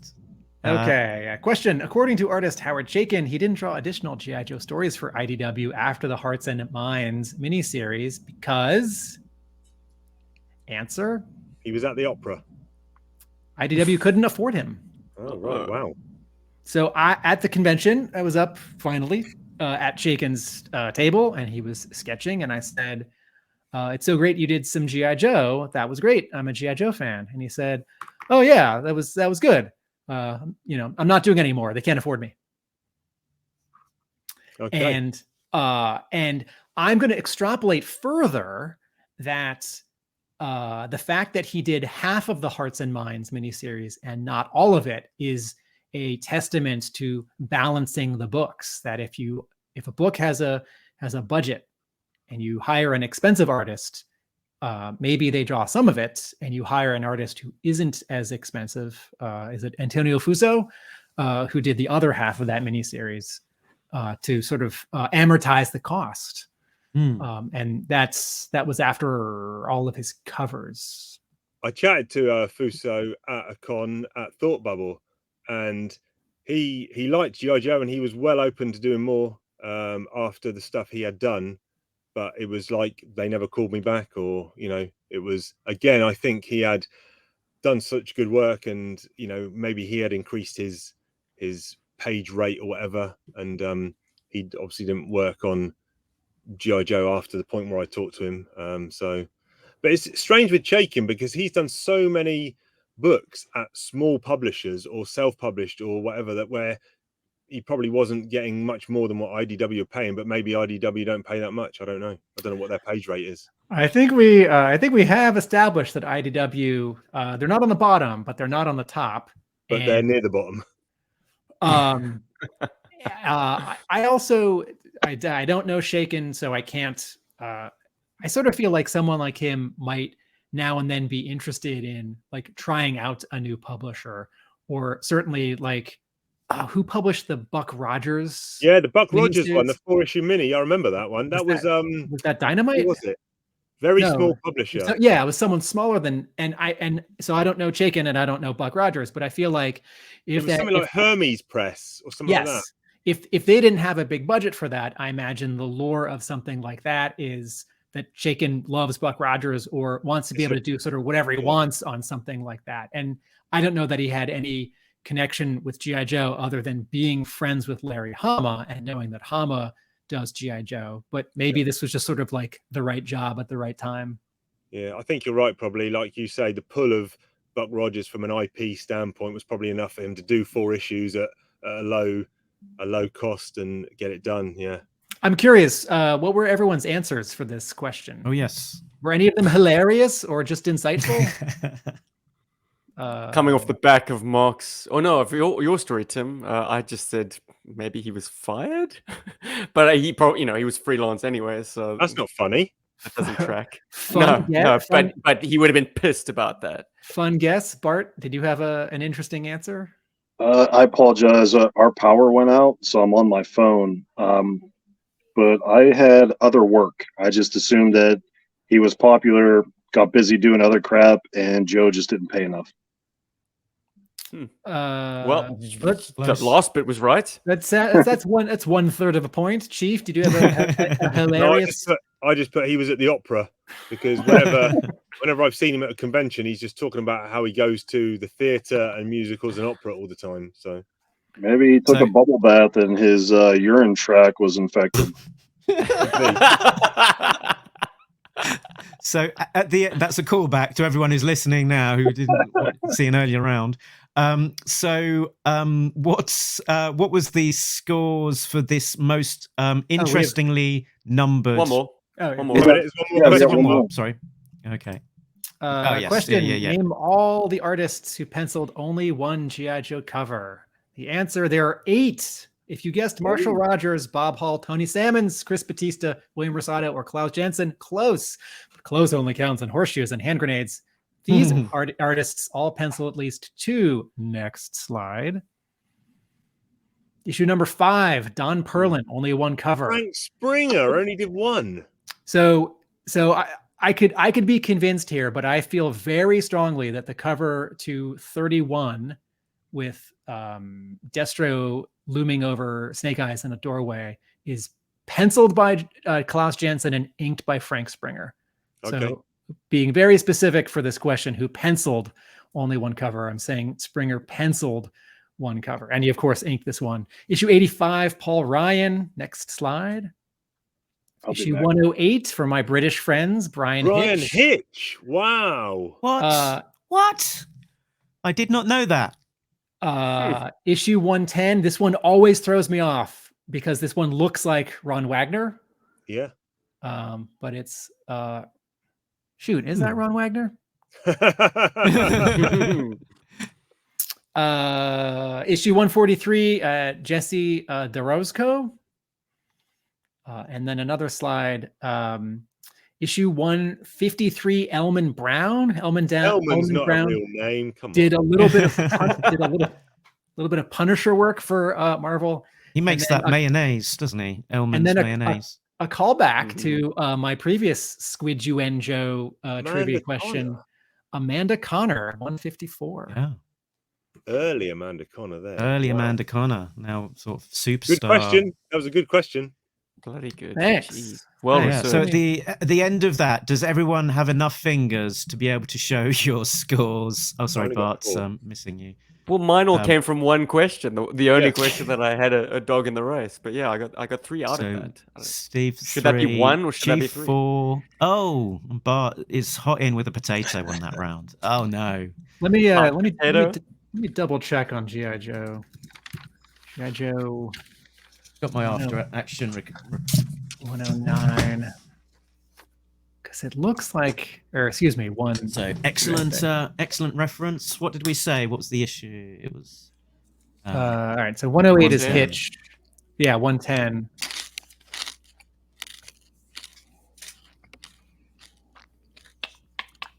Power back. I had a really good chat with Yeah. Brian Hitch. Yeah, actually. Ron Garney Oh, it says. Yeah. go on. Yeah. I had a good chat with Brian Hitch at Kapow Comic Con 2011, and he recounted being a 16-year-old drawing Action Force pages on his kitchen table, and his mum was trying to serve dinner, and she's like, "Get this crap out of the way! I'm trying to, serve up the cottage pie for dinner." And he's like, "I'm trying to draw these pages for Action Force at the age of 16." And good memories for Brian Hitch. Wait a minute.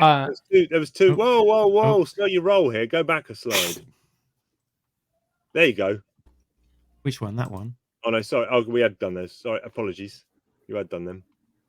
I thought there was 2 we hadn't done. End of round. There you go. That's End of round. Are we done? We finally move on. Thank you all for. I got a Kansas State versus Florida Atlantic NCAA basketball game to watch. Tips off at 10:09 Eastern. Okay. So Almost done. 10:09 British time. So final rounds, Chief. If you can bear with us for one last round. This is an observation round. So you need to pay firm attention to this clip from the animated series, because there will be questions at Whose the round end is this? of this. This is my creation Okay. as the quizmaster. I have prerogative to have more than one. Sure. Look out! Flint, help! Cobra!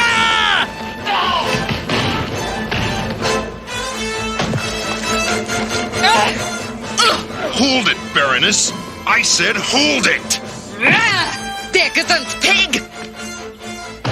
You're good, Baroness. But I'm better. Get me out of here! I'm sinking in caramel! Not caramel, butterscotch! What do we do now, Baroness? We can either save them or we can fight. There's no time to do both. You get Lady J out first. You might double team me. If I get the commander out first, we will definitely jump you. I'll tell you what, Baroness. You'll just have to trust me. You save Lady J, I'll save Cobra Commander. This is disgusting!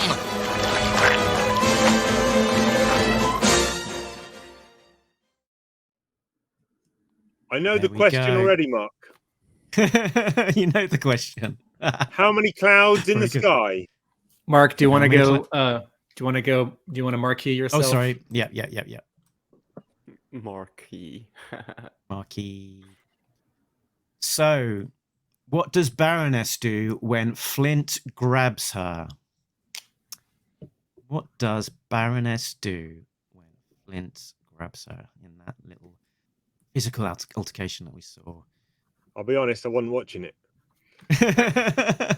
Why am I not surprised? That Is is the game not on going to yet, help Chief? with the observation round. That is the opposite. I was surfing the internet. Sorry. Observation round, Chief. I'll say it again. What is Flint's totally badass attack move? So, Has it got a technical name? it will be whatever I wrote down or thereabouts. Okay. No, it doesn't have a technical name. Okay. Bear hug. Don't give it away, Bart.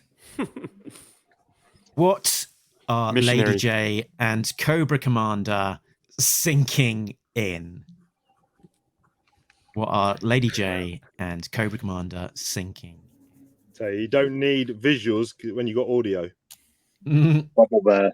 That one did have an audio clue. So, if Flint rescues Lady J first, what might he do to the Baroness? Sorry to. Oh, is this a PG show? Is there a PG bonus question? Like, what's the title of the episode? Who wrote the episode? What season? No, it's observation. Coming with no pre-assumed knowledge. It's just can you remember what you've seen? And question 5: how many red stripes are there on Baroness's candy cane? Boom! I know this one. Okay. Pens down, and we'll get into the. Sorry. Hand up. Oh, I was showing that my pen was down. No, your pen's up. Empty hands. Right. Okay. Observation round questions. What does Baroness do when Flint grabs her? It's a backwards headbutt. Booyah. Did she say booyah, or is that you adding that for emphasis? That's me adding that. Don't do that again. And what is Flint's totally badass attack move? He grabs Baroness's leg midair with his own leg and then throws her with it. I put leg whip somersault. That'll do. Good. Question 3. What are Lady J and Cobra Commander sinking in? Not caramel, butterscotch. Not caramel, butterscotch. That was a good star screen. That was good. That was good. If Flint rescues Lady J first, what might he do to the Baroness? If you wrote nothing and just showed the moral upper hand here, you can have double points. I wrote nothing. As in, nothing. That went against me. They might double team him. And question 5: how many red stripes are there on Baroness's candy cane? There were 3. No, dispute that. Not 5. No, there weren't 3. There were you were 3 only listening visible. to the audio. There were 3 visible, but there were 5 underneath hands. I'm going to dispute both of you gentlemen and say there's only one stripe on I'm a actually not candy disputing cane. it. I'm just taking a point. I'm taking a point. There's only this one is an interesting stripe, but it quandary. spirals. I don't know. I didn't see any evidence of a spiral. As the question master, Well, or indeed the cheating, games master, I don't care. I will take. I'll take the final decision on that one. So at the end of that, the final round, how did people perform on that particular round? Show of hands. We've got a potato from Steve. We have got 4 from Tim. Well done. Chiefy Two Shoes. I look like you had 4 as well, despite not watching the clip, and 3 from Bart. So if you do your tot up of all of those, points across the whole lot of the rounds, how have you got on? Hey, Mark, I'm going to jump back over on the PC. We'll pause for a moment so Bart can have his big reveal with a better view, both for him and for us. I just want to point out, while we're killing time, that I think that this was a lovely range of toy, comic, cartoon, merch, Talking Joe, navel gazing, a variety of questions. From a big range of topics. Even the live action movies get mentioned visually in that merchandise round. There's old Joe and new Joe. So good job, everyone. If anyone wants to make some quick money, Kansas State Wildcats to beat the Florida Atlantic Owls at -1 on the handicap. Marquise Noel went mental in the last game, 20 points, 19 assists. He's going to take over this game. It tips off in about 2 minutes. Get all your money on Kansas State Wildcats. They're going to take the Final Four. Anyway, Talking Joe does not endorse these views. These are Chiefs alone, and enter into it at your own risk. Your house may be at risk if you blah blah. I think the reference here would be something like, "Sorry, Chief. As a GI Joe fan, I've only gambled at casino night at the official GI Joe collector convention that the GI Joe Club used to run." Or Cobra Island. Oh yeah, very good, very good.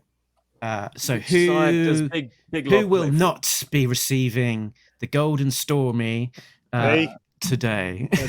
We don't know. We need to reveal our numbers. Let's go in ascending order. Chief, how many points did you get? 20. Oh, well, I got 21 minus 2 for my errors as question maker. Have it, Tim. So I get 19. I get 19, so...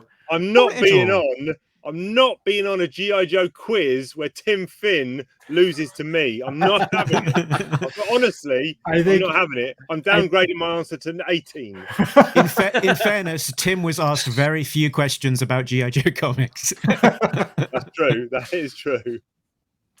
Let's see. Bart, how did you get on?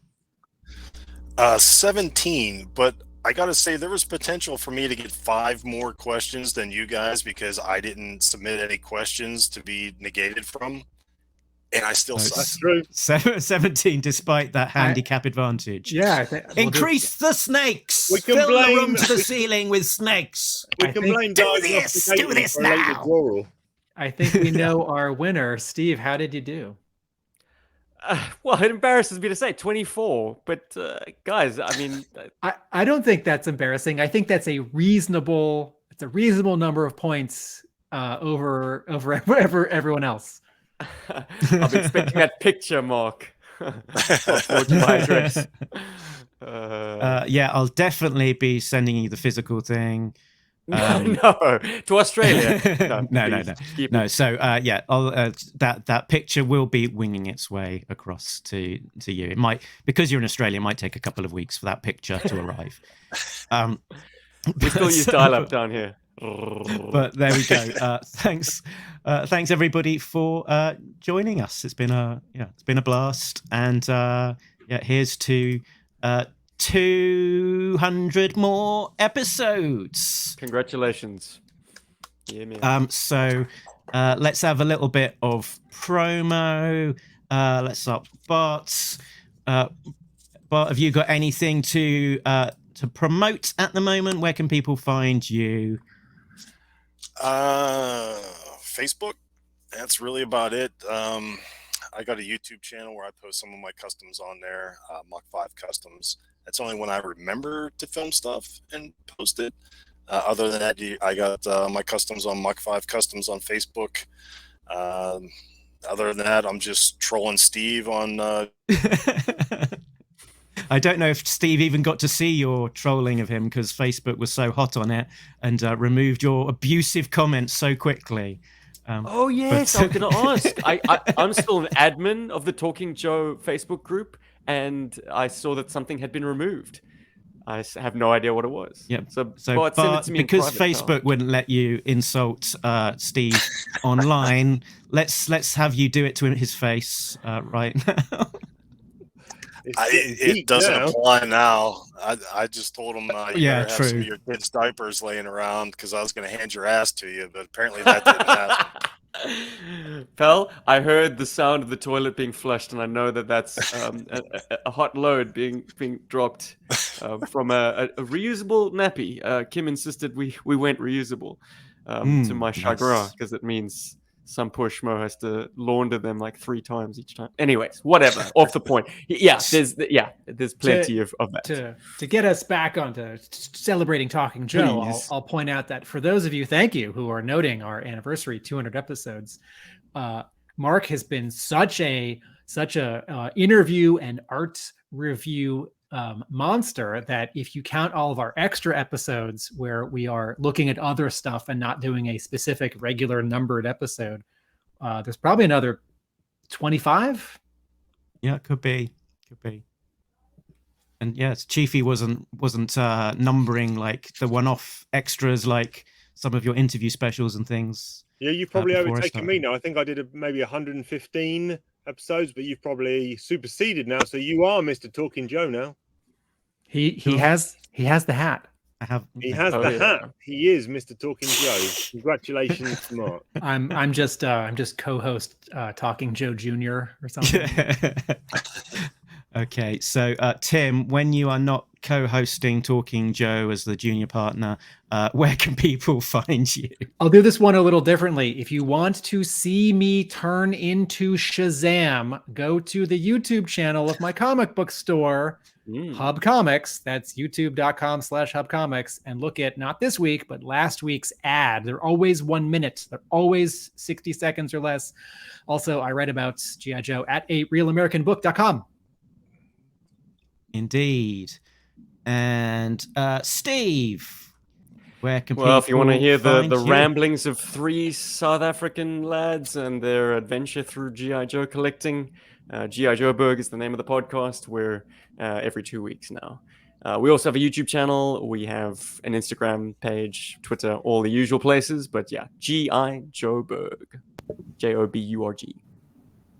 And Chiefy down there in the bottom right-hand corner. What would you like to plug? Well, I hate today? social media, but I'm on it like a sucker. So if you want to engage in that, you can find me on Armor Geekdom on Instagram. I don't really do Twitter anymore, Mark. That's an outdated logo you put on the bottom there. But I'm all over Whatnot. I'm selling all this crap out of my loft. I'm on Whatnot. And I'm selling comics, trading cards, and anything I can get my hands on. So you find me on Whatnot on Instagram, and I post regularly on the Place in Space comic book Instagram account. So yeah, that's about it. I've got a new podcast coming out. It's called Talking Nuts, a Peanuts podcast, where me and a buddy are going to be doing a 50-year review of Charles Schulz's seminal world's greatest newspaper strip, Peanuts, and we will be doing that. That's probably coming in a couple of weeks.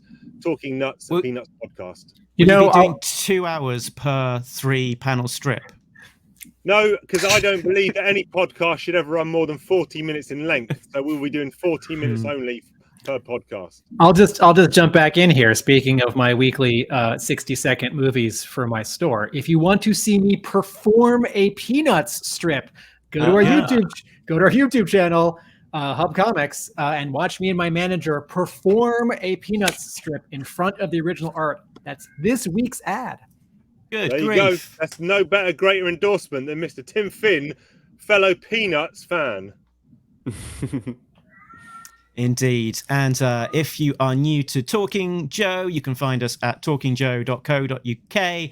That is the website that has links to everywhere. We generally post a new episode every Thursday on your podcast platforms, and sometimes those will go onto YouTube as well. So and if you're a Patreon fan, you can get early access to some episodes too. I think that's most of the things I was meant to say. So are we done? Are we almost at the end? Yes, I think so. So big thanks to Steve, big thanks to Tim, big thanks to Bart, and big thanks to Chief for not only founding Talking Joe along with Ben, but being back with us today. And keeping my shirt on. And keeping all of your clothes on throughout the episode. Not all my clothes, just my shirt. The top No pants. And Don't make me do it. So I think that only leaves us to say that, and Tim normally sings this, but feel free to join in. That Nobody Beats Talking Joe, an international podcast. There we go. Laters.